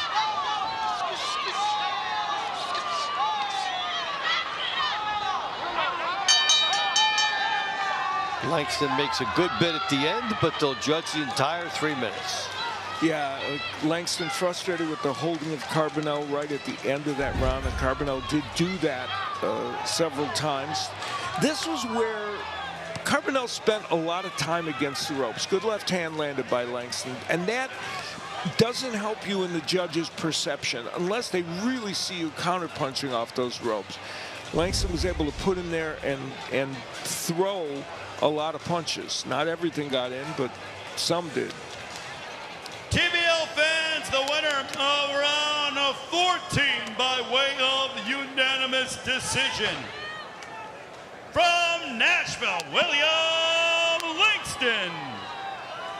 The score, Miami 8, Nashville 6. Langston hustles and keeps Nashville right there. Round 15 at cruiserweight. Nashville, D'Angelo Leachman. Miami, Yuneski Gonzalez. Leachman on a nice run, 10-1 in the TBL recently. 2 wins over Pugh, 2 wins over Yuneski Gonzalez, so he's fighting here. Yeah, if you're in Nashville right now, you have to feel pretty good about the position you're in, because you've got Leachman now fighting a fighter he has beaten, and Leachman has been just very, very solid. He moved down to cruiserweight for this season from heavyweight, and the result has been superb for him. He's one of those fighters that have kind of been under the radar, Dave, right? A quiet 10-1, but you see how he, along with Adrian Taylor, who also came down to cruiserweight, how well they're doing. Yeah, they made great decisions, both in their TBL career and for their teams. Yes. In finding a more comfortable weight. And when you look at them, you can just see the handicap that they were in the heavier fights with guys that outweighed them by a lot. Gonzalez, of course, a TBL, icon in a way. He's a 40-year-old who has been in this league and given so many exciting moments to fans of the TBL. And he's trying to figure out the Rubik's Cube that is Leachman to him. And on deck is the specter of Luis Ortiz, King Kong for Miami. And that makes the fights leading up to it and right after very significant. You have to account for what you expect his impact to be. Boy, this is a great sequence for both men, but Leachman landing and hurting, I think, Gonzalez, making him feel those right hands. But Gonzalez keeps attacking. He's a dog. Yeah, Leachman unloading some great uppercuts. This is as much volume from Leachman as we've seen. I mean, he has really thrown a lot of leather tonight. And, of course, Gonzalez always an aggressive fighter.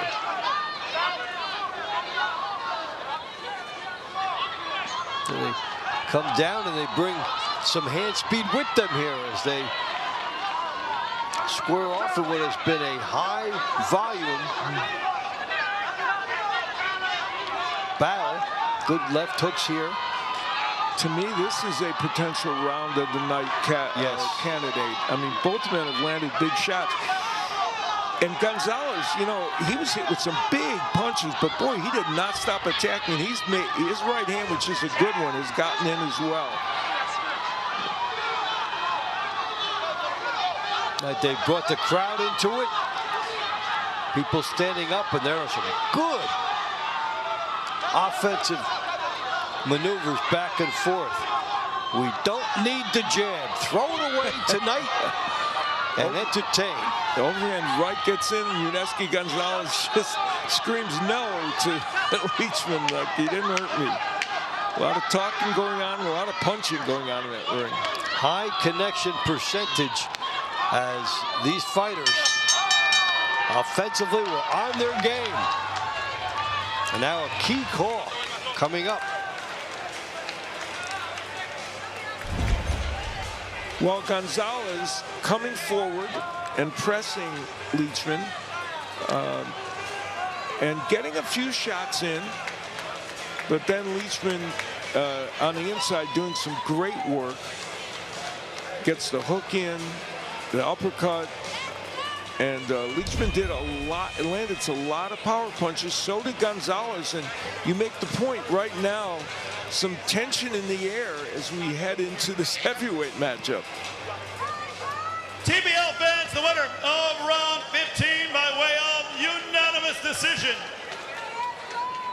From the Nashville Smash, D'Angelo Leachman.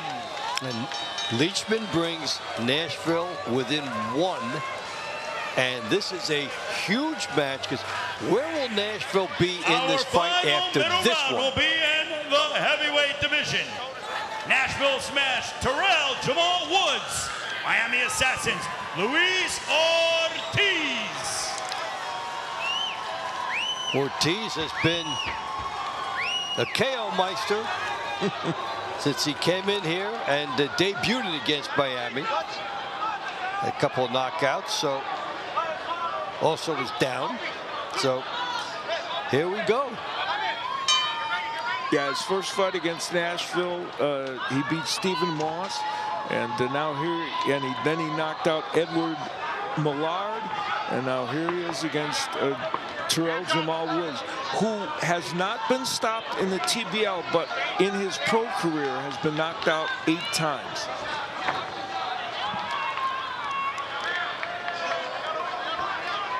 So look at Ortiz in a late season edition, right? Already in 3rd place. And one knockout, he can be over everybody. Yeah, exactly. And that's certainly what he's shooting for here against Woods, who, as I mentioned, 8 times as a pro outside of TBL has been stopped, but never here in TBL. But, of course, he's had not great success. He is 8 in his TBL career and 5 this year.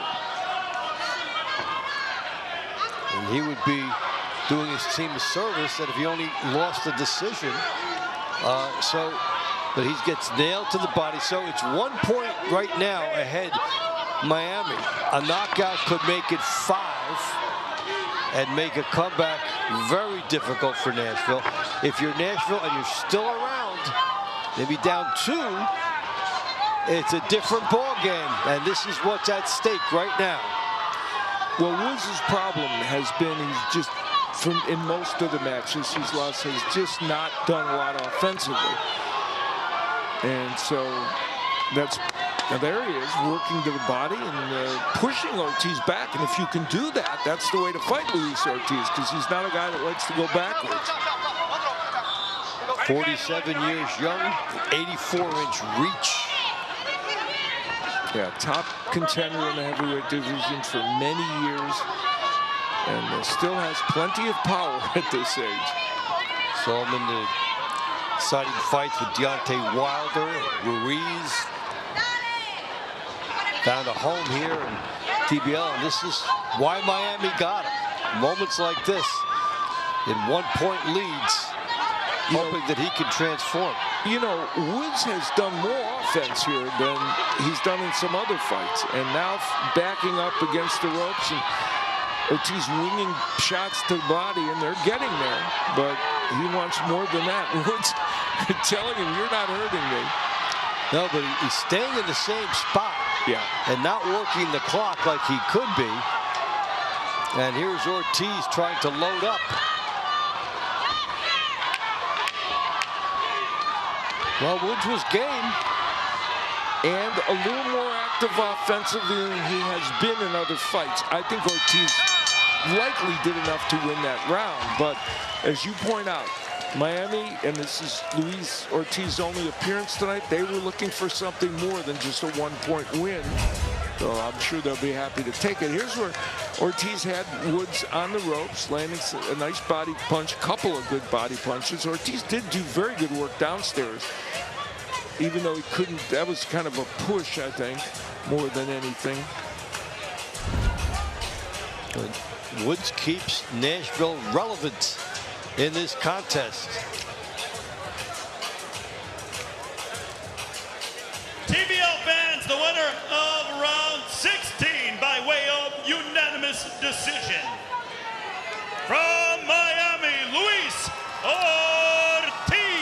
Okay, so Ortiz puts Miami up by 2, and we'll go to Sophia with an interview.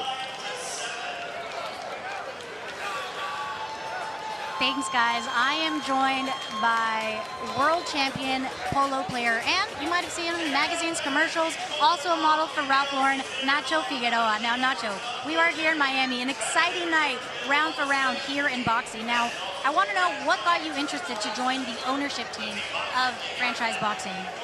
Well, first of all, I'm a polo player, and I used to teams, and I think this is a very great, disruptive way and entertaining for boxing. So that's one of the things that got me excited, the team aspect of it.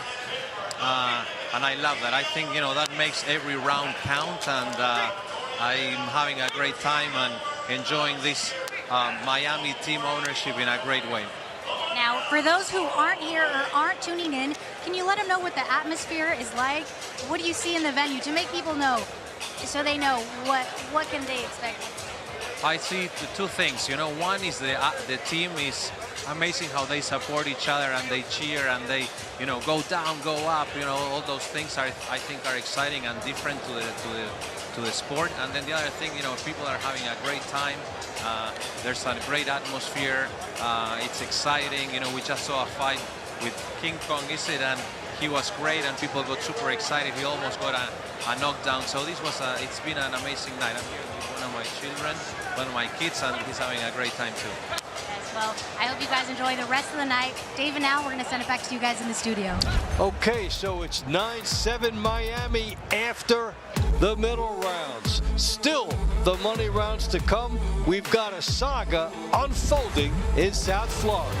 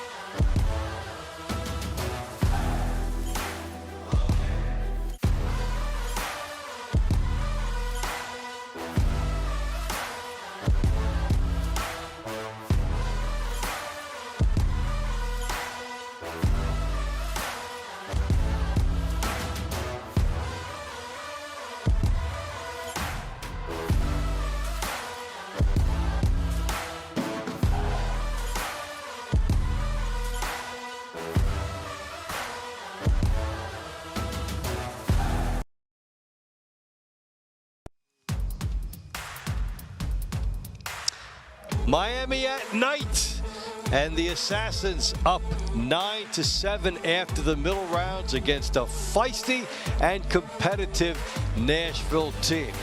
Dave Bontempo and Al Bernstein with you in what now has become a real saga in South Florida.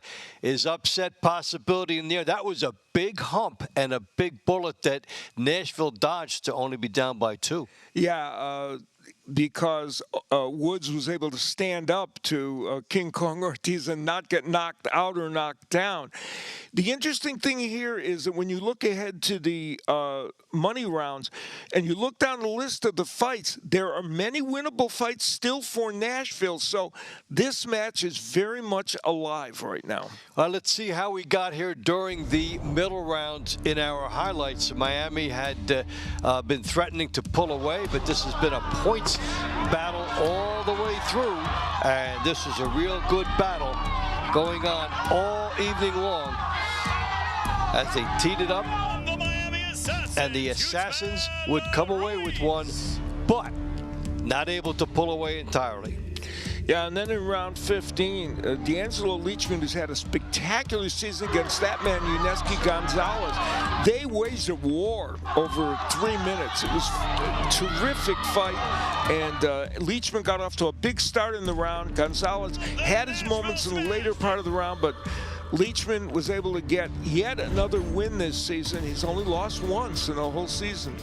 So now we come in here 9-7, and we always talk about our round to watch. But guess what? Now there are a lot of rounds to watch because they're all meaningful. But what is the official one? Well, we're going to look at round number 20, a rematch of William Langston and Isaac Carbonell. Langston moves ahead in their rivalry by one fight in the TBL. He's also beaten Carbonell outside of the TBL. But that was a good fight, and the Miami Assassins, coming in here the favorite, may need Carbonell to step up against a man he's had trouble beating. We have a captivating set of money rounds. Let's get inside and get to it. Ladies and gentlemen, it is now time to begin the money rounds between the Nashville Smash and Miami Assassins. Round 17 at middleweight. Nashville, Isaiah Elrod. Miami, Giovanni Estella. Two fighters familiar with each other. Estella coming away with the first win between them tonight.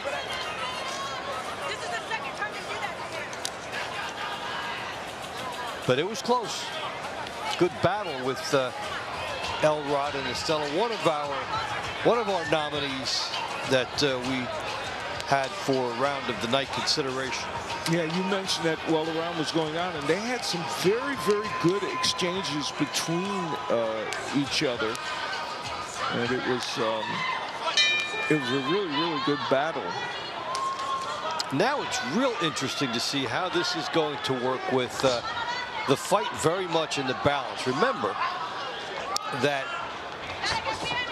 Miami took the launch rounds, the middle rounds, and the money rounds against Nashville first time up. As you see that Estella right in the hunt at the top of the leaderboard there. 6-2, 7-4, and 5-1. Miami started fast and ended fast. But here Nashville showing resilience in only being down 2. And here's Estella, who's 4-1 in TBL history against Elrod. So he has a decided edge, although all their matches have been competitive ones. And that's the thing about Elrod. Even in the ones he loses, he's always in the hunt.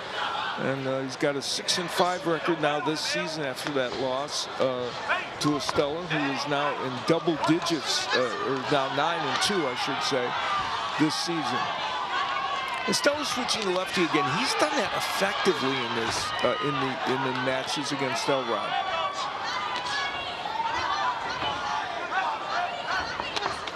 Here's Elrod trying to load up with a big left hand.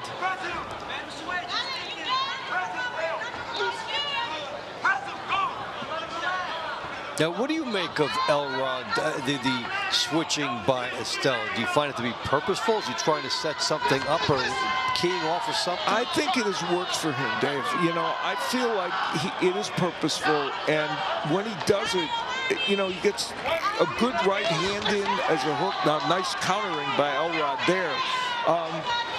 When Estella switches, he can get the right hook in, and as a righty, he's trying to land the overhand right, and there's the right hand from Estella. Final minute, pivotal battle here, Elrod and Estella. And there is Estella switching to righty, and what does he do? He throws the right hook. And he and Elrod, I'll tell you, they've had some really good exchanges. And there's Elrod working on the inside. They both maximize punching opportunities. A taut thriller in Miami. Miami up 2. Nashville surging, trying to get a critical victory for its playoff hopes, and it's right there right now. both these fighters in their middle 20s, both have good records outside of TBL. Stella 15-2 and Elrod 7-0 in pro boxing. They are fighters that are looking to advance, and man, they're putting on a great fight right now in TBL. They have risen to the occasion here, and you never know that Estella's on a team that has his playoff ticket stamped. You would know from Elrod's performance that Nashville is hungry for results. That was another good round between these two men. The straight left hand from Elrod, which has been his staple in this. The right hand, there's the right from Estella that was good, and Elrod got his own right hook in from the southpaw stance. So that was a really fun round of boxing, and a close one.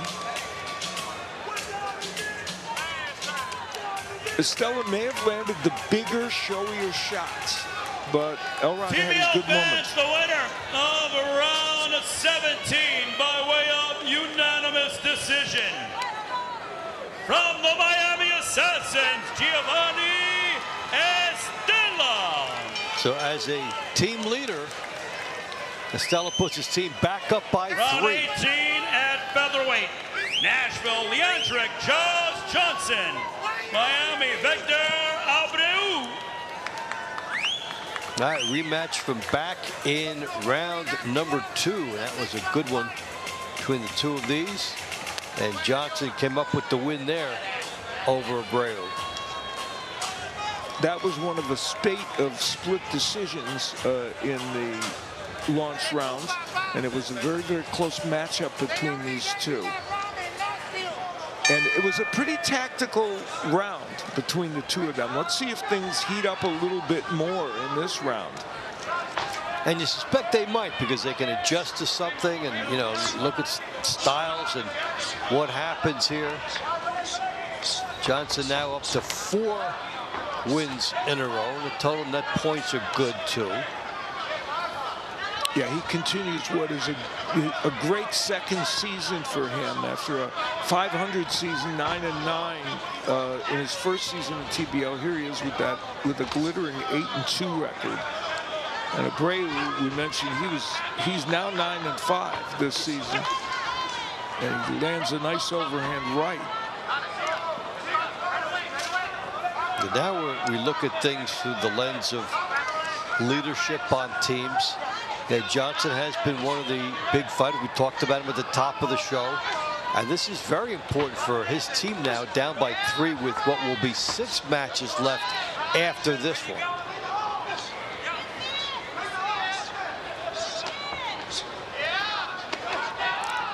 Victor Abreu is a solid fighter. The only knock on him might be that he's a little bit one-dimensional in terms of the way he attacks, but he does it very well. You know, and he defies you to stop it. Good work here to the body by Abreu, and then Johnson goes downstairs as well. He's happy to counter and oblige him in there. It's a very solid matchup between these two, and they were 3-3 coming into this, and then Johnson edged ahead, so their history in TBL has been very close. And so fight by fight, it's just a tweak here and there. Has a little bit of an execution surge or drop determines the outcome. And this one is just like the first one. You know, Abreu coming in, being the pressure guy, Johnson occasionally getting an outburst of combination punching.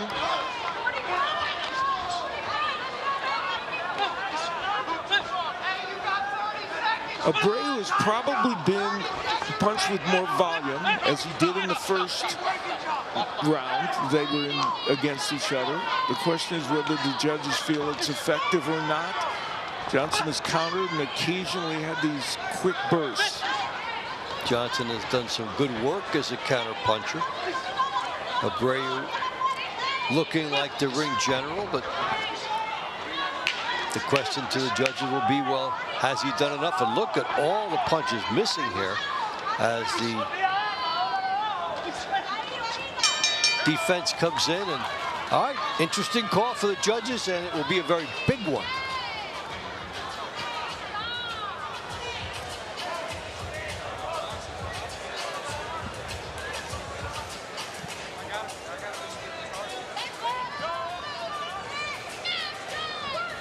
This is going to be really intriguing. You know, Bray was very steady in that round like he was in the other one, but Johnson had those flashy bursts from time to time. And Johnson looked a little more desperate, like he needed it more. So a lot for the judges to put into the formula. The winner of round 18 by way of unanimous decision. From the Miami Assassins, Victor Abreu. All right, so an excellent start in the money rounds for Miami. Round 19 at heavyweight, Nashville, Danny Barlow. Miami, Nestor Santana. And this was awfully good the first time they went at it. Very exciting round between these two. Danny Barlow, the UFC fighter, and Nestor Santana, the big heavyweight, another one of the Cuban imports for Miami. Big power puncher, who has a knockout win this year. Came up short because of Barlow's activity and his accuracy. And now Santana's really trying to change that by being very aggressive here at the beginning of this fight. Barlow was a pesky counter puncher in their first matchup, which he won. And now with Miami up by 4 with 6 to go, Barlow trying to do the same thing, move on the angles and try to have Santana's number. We have not seen bonus points tonight. No, which is interesting. And Danny Barlow, I mean, his straight left hand is a really good punch. And I think on a couple of occasions, it has even stunned Nestor Santana, but not knocked him down, but stunned him. Now, we certainly saw that in the last minute of their first encounter when he was so sharp on these angles. Santana's been busy here at the beginning of this encounter between the two of them. Now he's slowing down his offense a little bit. If you get Nestor Santana going backwards, you have one part of the battle. That's not what he wants to do. And Barlow timing that missed jab and landing 4 punches behind it. And Santana, you know, he always would sneak in a right hand to counter, and because he's got so much power, you think, okay, may have an impact, but so far, those right hands have not hurt Barlow, and instead, it was Barlow doing more damage in that last exchange.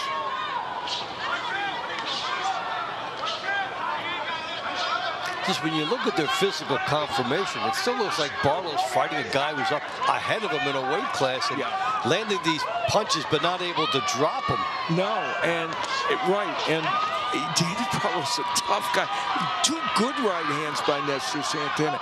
And we've seen Nestor Santana score a knockout with the overhead right against Kenyon Walker earlier in the TBL season, so we know there's power there. But Danny Barlow takes them and dishes his own punishment out.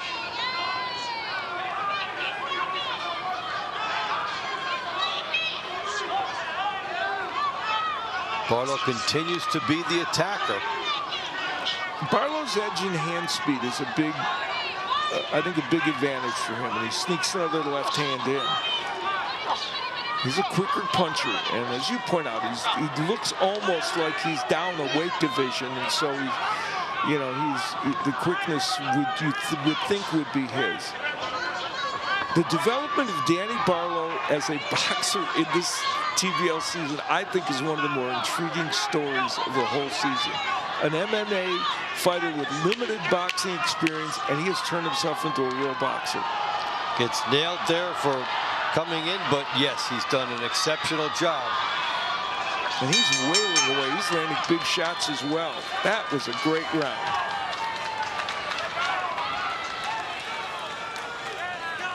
Well, Nestor Santana came out blazing, having lost the decision previous to Barlow.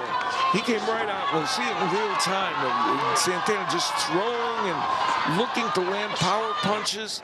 Not everything getting in, but he was trying. But then Barlow, as the round kept going on, switched things around, and then they ended up in a wild exchange, a great exchange toward the end of the round, and then here again at the end of the round, near the end, Barlow on the inside battling away against this much bigger man. I don't know if that's a sign of grudging respect or what between the two. Or we're going to finish this later. TBL fans, the winner of round 19 by way of split decision. From the Miami Assassins, Nestor Santana. Well, Santana comes away with a pivotal one for Miami, and now they go up by 5. Barlow did better than he did in the round he won. Super lightweight, Nashville, Susana Rodriguez Griffin. Miami, Sofia Veretti. All right, so Rodriguez Griffin and Sofia Veretti will go at it in round 20 here. Good scrap the first time, captured by Rodriguez Griffin. We can look back at that decision and say maybe Miami was due a questionable split decision. Yes, There were a couple that went against them, but in any case, they got the win. And that puts pressure, obviously, additional pressure on Griffin, who maybe overperformed a little in the last one, although she is certainly a good fighter, and Veretti has had her problems this season, but Griffin was very good at being aggressive, and Veretti, oh my, is that, wow, there's a left hand in there. They'll call it a slip. That's a key call. It is a key call. So where it all stands now is with Miami up 5, no margin of victory left for Nashville. Nashville would have to get all of these to get to a tie spot. Veretti, I think, did hurt Griffin with that, and she's going after her. Now, Griffin's coming back and being aggressive, but the Veretti right hands, I think, have made an impact on Griffin. We'll see. And even if the knockdown isn't called, you see the other fighter go down and you think you hit them. Yes. You'll come out with a vengeance. Yeah, and Veretti, when Veretti keeps it at distance and she can throw the right hand, she's better off, but then Griffin is able to cut the distance sometimes and then get on the inside where she can throw a bunch of those clubbing shots.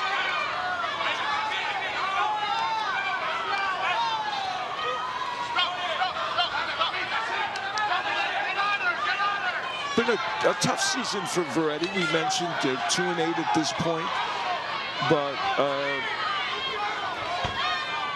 she has been very tough in against tough competition. But right in this round, we're seeing the Veretti that did capture 2 victories during the course of time, beating Camila Pineda, who was a woman who fought for a world title outside of TBL. Yes. Karen Dubois, that she'd been in there with some very good competition. So on the best night, Veretti can have some special things happen. And we remember that night that she'd been coming in against all the tough people in the division here, and not against that, she was able to shine. She's got some natural height and reach.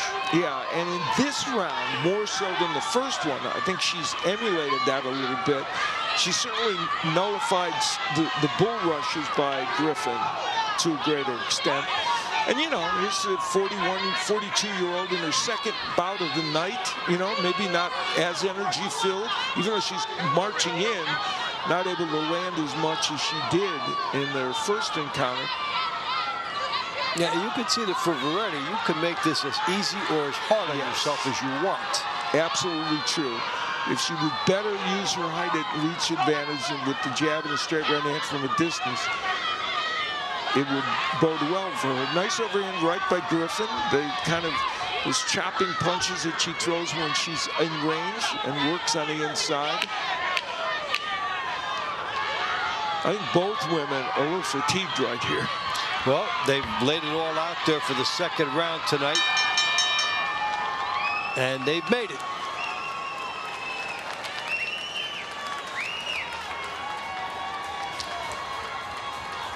Let's take a look. Yeah, let's look at when Griffin went down, and we see it from 2 different angles here. Well, there was a left hand in there. Was it a push or was it a punch? We saw the gloves go down, and it looked, from that angle, looked like a punch. Yeah, I mean, not a hard punch, but a punch. Now, there's one of the right hands that Veretti landed a number of times in that round. Yet another one. I would think that might be the separation for these two, but we'll see. Sofia Veretti thinks so.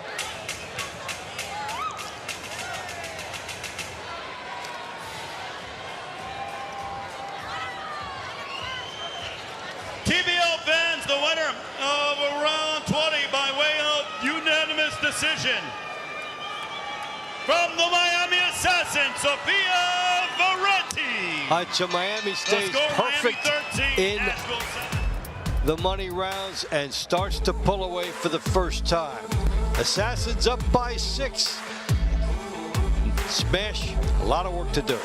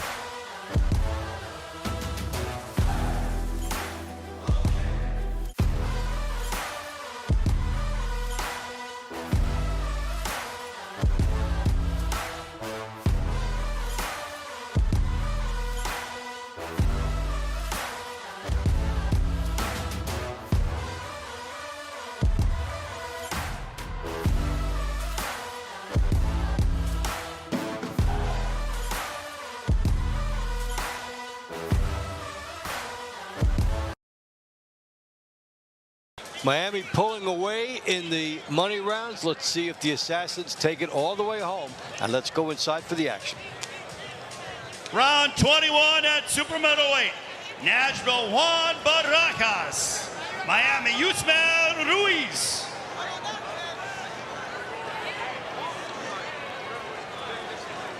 There's a Barajas and Ruiz. 4 rounds to go.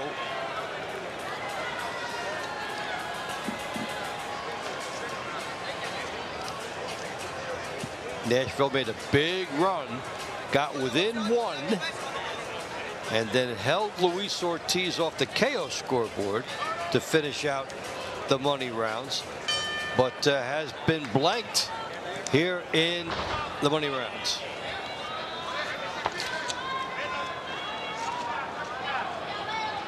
Barajas got off to a good start in their last round against Ruiz, and but it wasn't enough to sustain him to get the decision.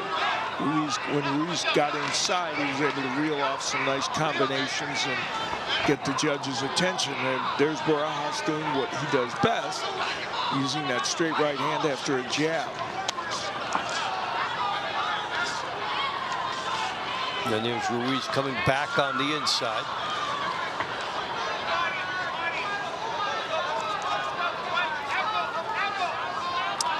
All right, Sofia has the Nashville coach, Fred DeLay. I'm here with Fred now. Fred, we got 4 rounds left. You guys are close on the scorecards. What adjustments need to be made? Well, we need to go out there and give this a little bit more. We've had some very, very close calls. They didn't go our way. Maybe a lot of people will think they went our way, but nonetheless, we have to go out here and get a little bit more. Every single round, we got to get more. We still got a chance. We got some heavy hitters coming up. That's what we're looking for. We saw some great things early on tonight. What are you liking about tonight's matchup? You know, I love the fact that my team comes out and shows a lot of heart, a lot of resistance. Even when we get some really, really questionable calls, I feel like they still stay fired up and still staying in this fight and cheering on their brothers and sisters throughout the whole fight. So I'm proud of that. So the main thing when they come out of the ring, I want to make sure that they know they respect themselves. What the body of work that they put on film, that's the most important part, not what the judges say tonight. Thanks, Coach. Back to you guys. Miami pulling away from Nashville 13-7. And trying to put an exclamation point on Well, for the record, Nashville's won 4 split decisions and 3 by Miami. So they do have a slight edge there. They've gotten their share of calls here. And you and I can debate one of the calls that Miami got, but so in any case, it's gone both ways. Ruiz, when he gets on the inside, can do the work, and Barajas trying to keep him on the outside. That's what it really boils down to in this match. And here's Ruiz trying to mix it up on the inside, and again, trying for a carbon copy of their first matchup in terms of his late pressure. Ruiz when he gets on the inside, he overwhelms you with volume. And your job is you have to be really a very good technician and precise counterpuncher to counteract that, because there's so much volume coming at you. There's Barajas pushing Ruiz back and using his own combination punching. Not everything getting there, but he kept Ruiz on the ropes with it. And then Ruiz would turn the tables and get on the inside. And there's that volume I talked about. He just keeps punching, and you have to counterpunch really effectively to get something done against it. TBL fans, the winner of round 21 by way of unanimous decision from the Miami Assassins, Usman Ruiz. So now up by 7, Miami winning it the way you like to, trying to pull away. Round 22 at cruiserweight, Nashville, D'Angelo Leachman, Miami, Yuneski Gonzalez. All right, Leachman and Gonzalez, and this was a good highlight for Nashville, first time. And a great round overall. Yes, really was. You know, going backwards for a second, Ruiz now has 11 wins this season. So all these big names, you know, on the Miami side, he's one of those blue-collar kind of guys. Under the radar type, but there's so many like him. Yeah. And we talked about this coming in. On this Miami team, you don't have a drop-off. You know, you have a lot of consistency with this team. And on a night when they got 1 point from the big heavyweight, everybody else has stepped up.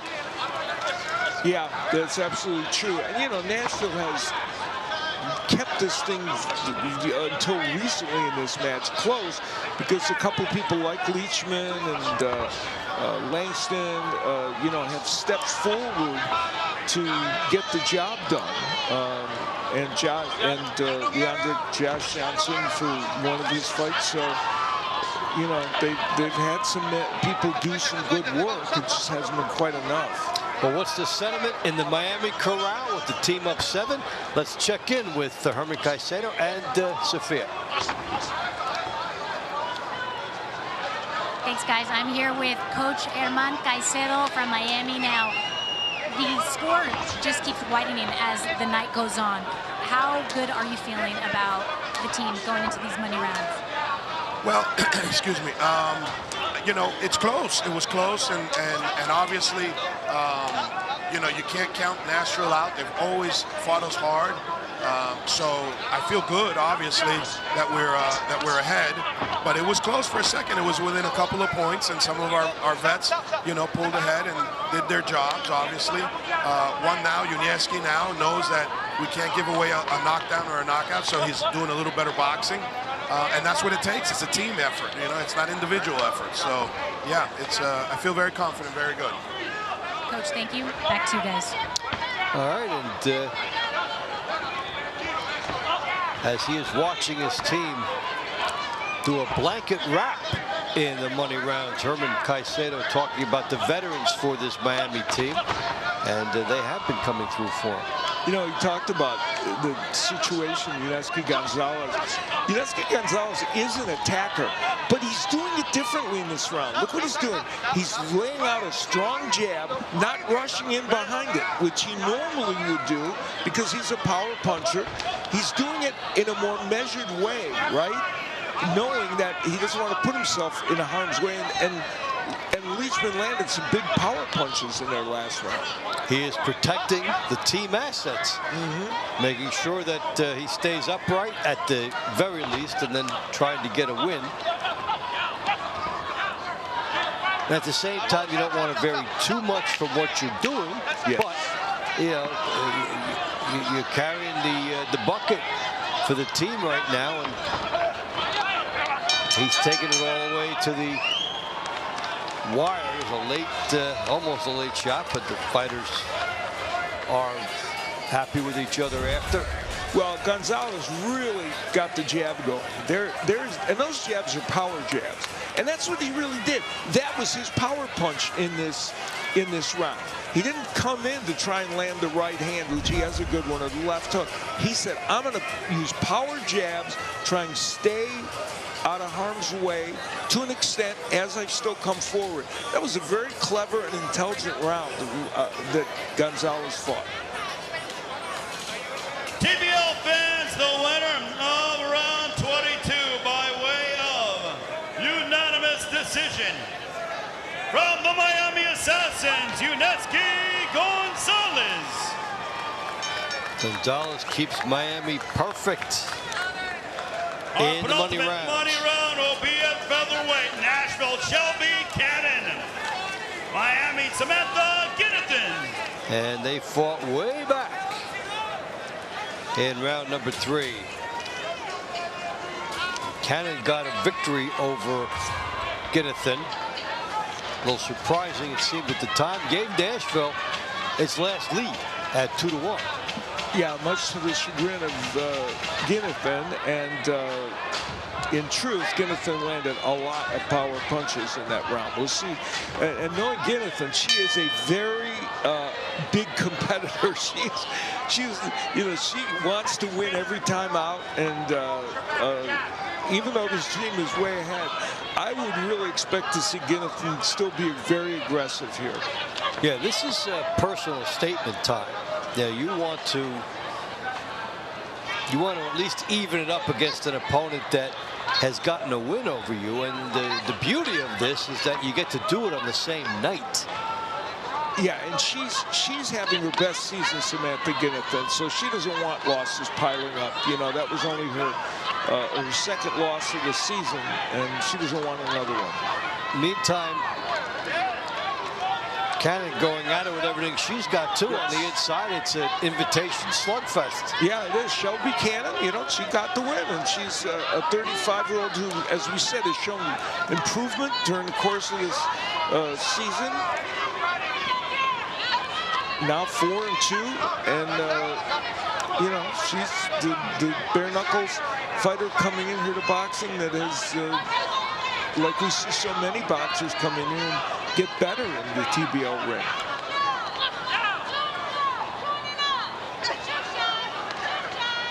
This is a big moment for her too, as that looks like it was a slip. Okay, not more of a push than a punch. But you're Shelby Cannon, and you're looking at you get 2 wins here against the Golden Gloves champion. It's going to be enormous for your confidence. So that's what's on the line for her.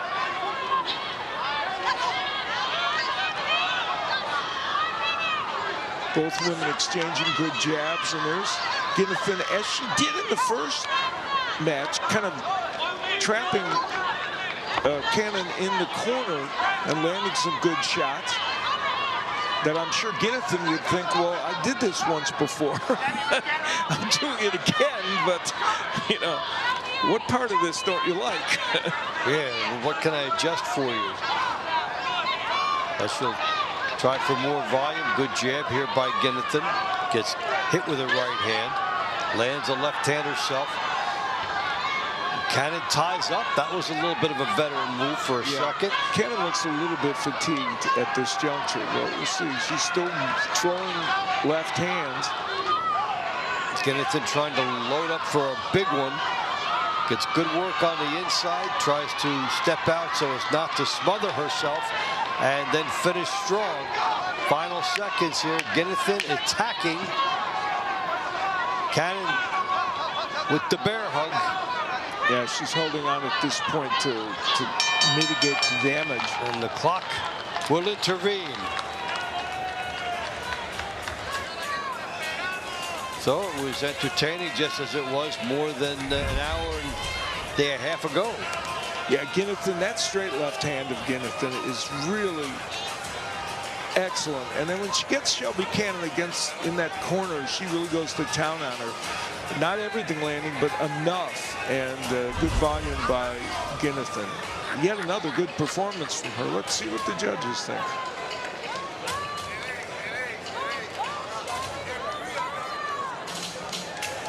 TBL fans, the winner of round 23 by way of a split decision. Oh my God.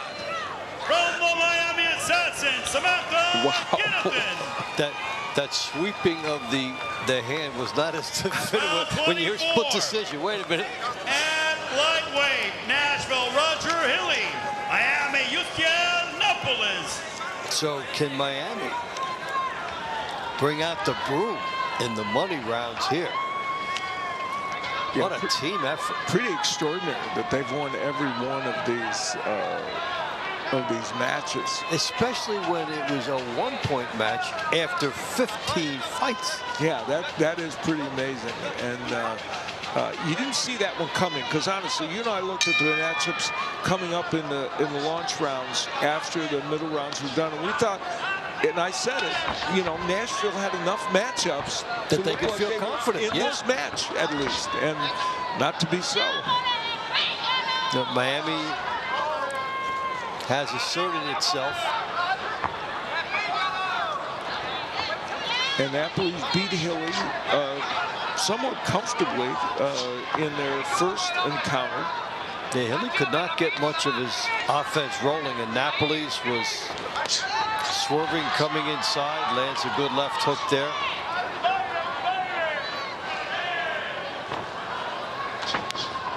So as it turns out, Miami about even ahead a little bit more than their first time. Well, it ended up a rout for Miami the first time by the count of 18-9. So again, the 9-point margin is there exactly. Just how we got here is quite unusual. Yeah, exactly. Let me correct what I said. Napoli's beat Ray Diaz in their first match. It was Claudio Morero who comfortably beat Hilly the last time. So this is a Miami team that's going to go into the postseason 7-1. And it's the best Assassins team that they've ever had. Now they're going as one of the big three. Philadelphia Smoke, Las Vegas Hustle,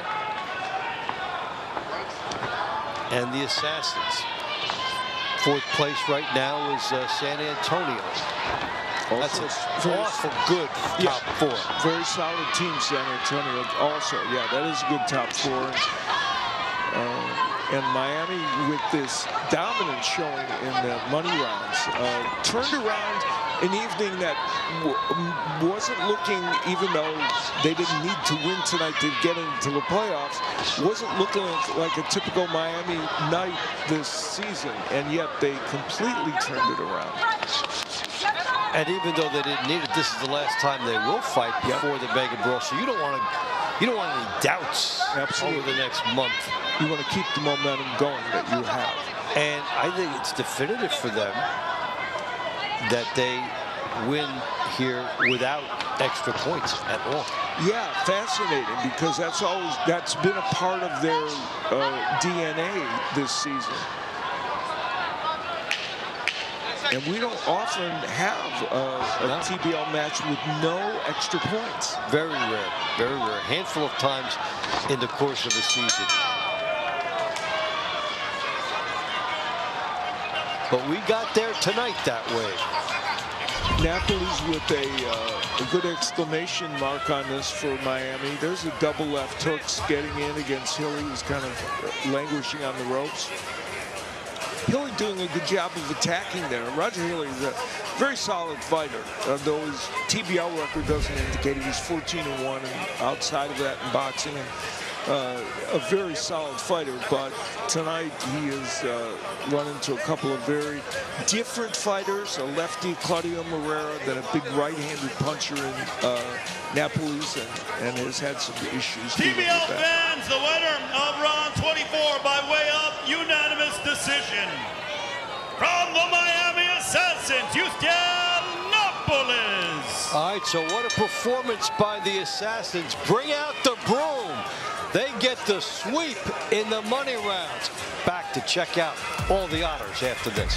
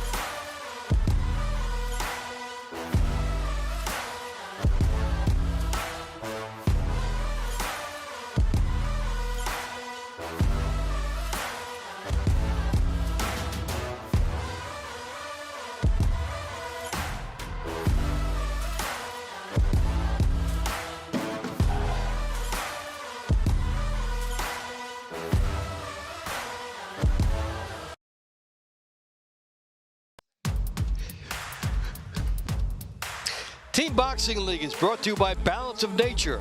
In boxing, consistency beats intensity. Balance of Nature supplements help you stay consistent with ingredients of whole foods you can easily slot into your daily routine. Go to balanceofnature.com, use code TEAM, and start today.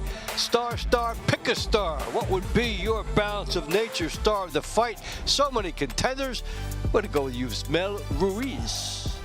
Yeah, 2 rounds in which Yusmel Ruiz beat Juan Barajas in rounds 13 and 21. And Ruiz got on the inside, did good work, and showed us the hand speed and volume punching that has gotten him now 11 wins this season. Very impressive. All right, let's go inside now and pick up the honor roll.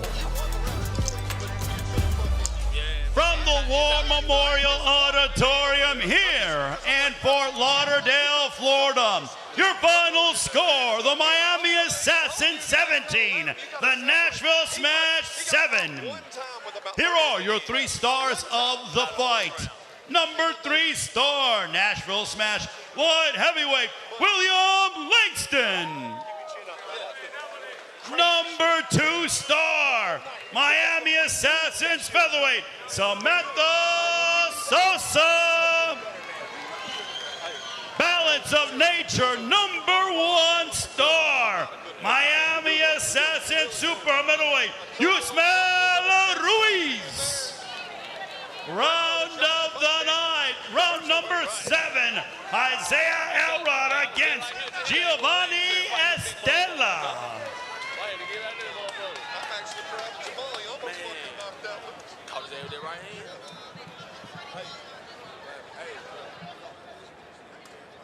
And congrats on the win tonight. We got to chat a little bit before the night started. You knew it was going to be a close matchup. What did you think as the number on the scorecards widened as the night went on? Well, yeah, for sure it was going to be a close night. Nashville always fights us very tough. I thought the middle rounds was going to be more for us, and obviously the money rounds I thought would be maybe 50-50 the way they were picked. But it was a surprise, and the money rounds in a shutout, and the middle rounds. No, the middle rounds I think they took it. So they're always tough. Fred has a great team. He coaches a great team, and you can't count them out. Thanks, Coach. I'm going to head over to the second star of the night, Samantha Sosa. Now, Samantha, you fought in round 9, and you got the call to get back into round 20. How good does it feel knowing that all this trust is in you to go out there and perform and add some numbers to that scorecard? It honestly feels amazing. I give a big shout out to my team because their environment and the motivation obviously gets you to perform better, but yeah. Congrats. Yusmel? Español. All right, how good does it feel to go out there, perform, come out victorious not once but twice tonight? No, me siento súper bien. Primero darle la gracia a Dios y al entrenador que está haciendo el trabajo. Y me siento súper bien. Thank you very much. He obviously thanks God first. The hard work at the gym is paying off, and yeah, he feels really good. Now, you faced your opponent twice. Is there anything that you noticed the second time around? No. Salí a hacer el mismo trabajo y por eso salió la victoria. Actually, the second time was a little easier, only because he knew what he was going to do the first time. Thank you. Felicidades. Back to you guys. All right, so quite a performance. Herman Caicedo, Al, saying 50-50 was his thoughts going into the money rounds. Kind of like what we thought, that Nashville was right there, and credit to Miami for pulling away. Yeah, he mentioned veterans did a great job tonight for him, and that is exactly true. The depth of their roster is amazing. All right, so let's take a look at how everything shapes up now as Miami has gotten its victory and ends up the regular season 7-1. The Philly Smoke have the unbeaten season to shoot for, and you see how it's all shaping up. Next matchup is going to be Houston and Los Angeles as the LA Elite try to knock out the final hurdle for its playoff run. So Miami had some trouble with Nashville early, and then they pulled away late and able to do it. Thank you for joining us here. For Al Bernstein, for Jason Moan, for all of our great people at TBL, this is Dave Bontempo saying, so glad that you've joined us. Enjoy the rest of the night, and we'll back to talk to you real soon.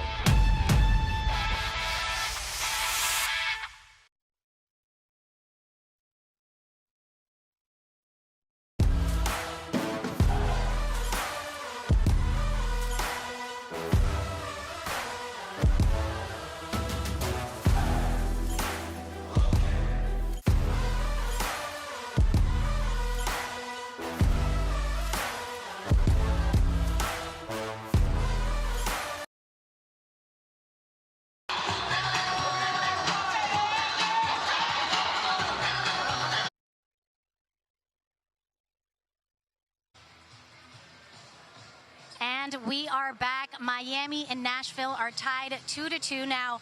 We had to take a chat. I am joined by not only an attorney, Alex Spiro, but co-owner of the Miami Assassins. Now, in TBL, we like to say that every round is the last round. What intrigued you to become part of the ownership group of Team Boxing League? Listen, I like the fight. I like that it's co-ed. I like that Miami's going to win the league this year. And, I want to see this happen. Now, I saw you looking at the last fight that we had. What about these fights make it so special than traditional boxing?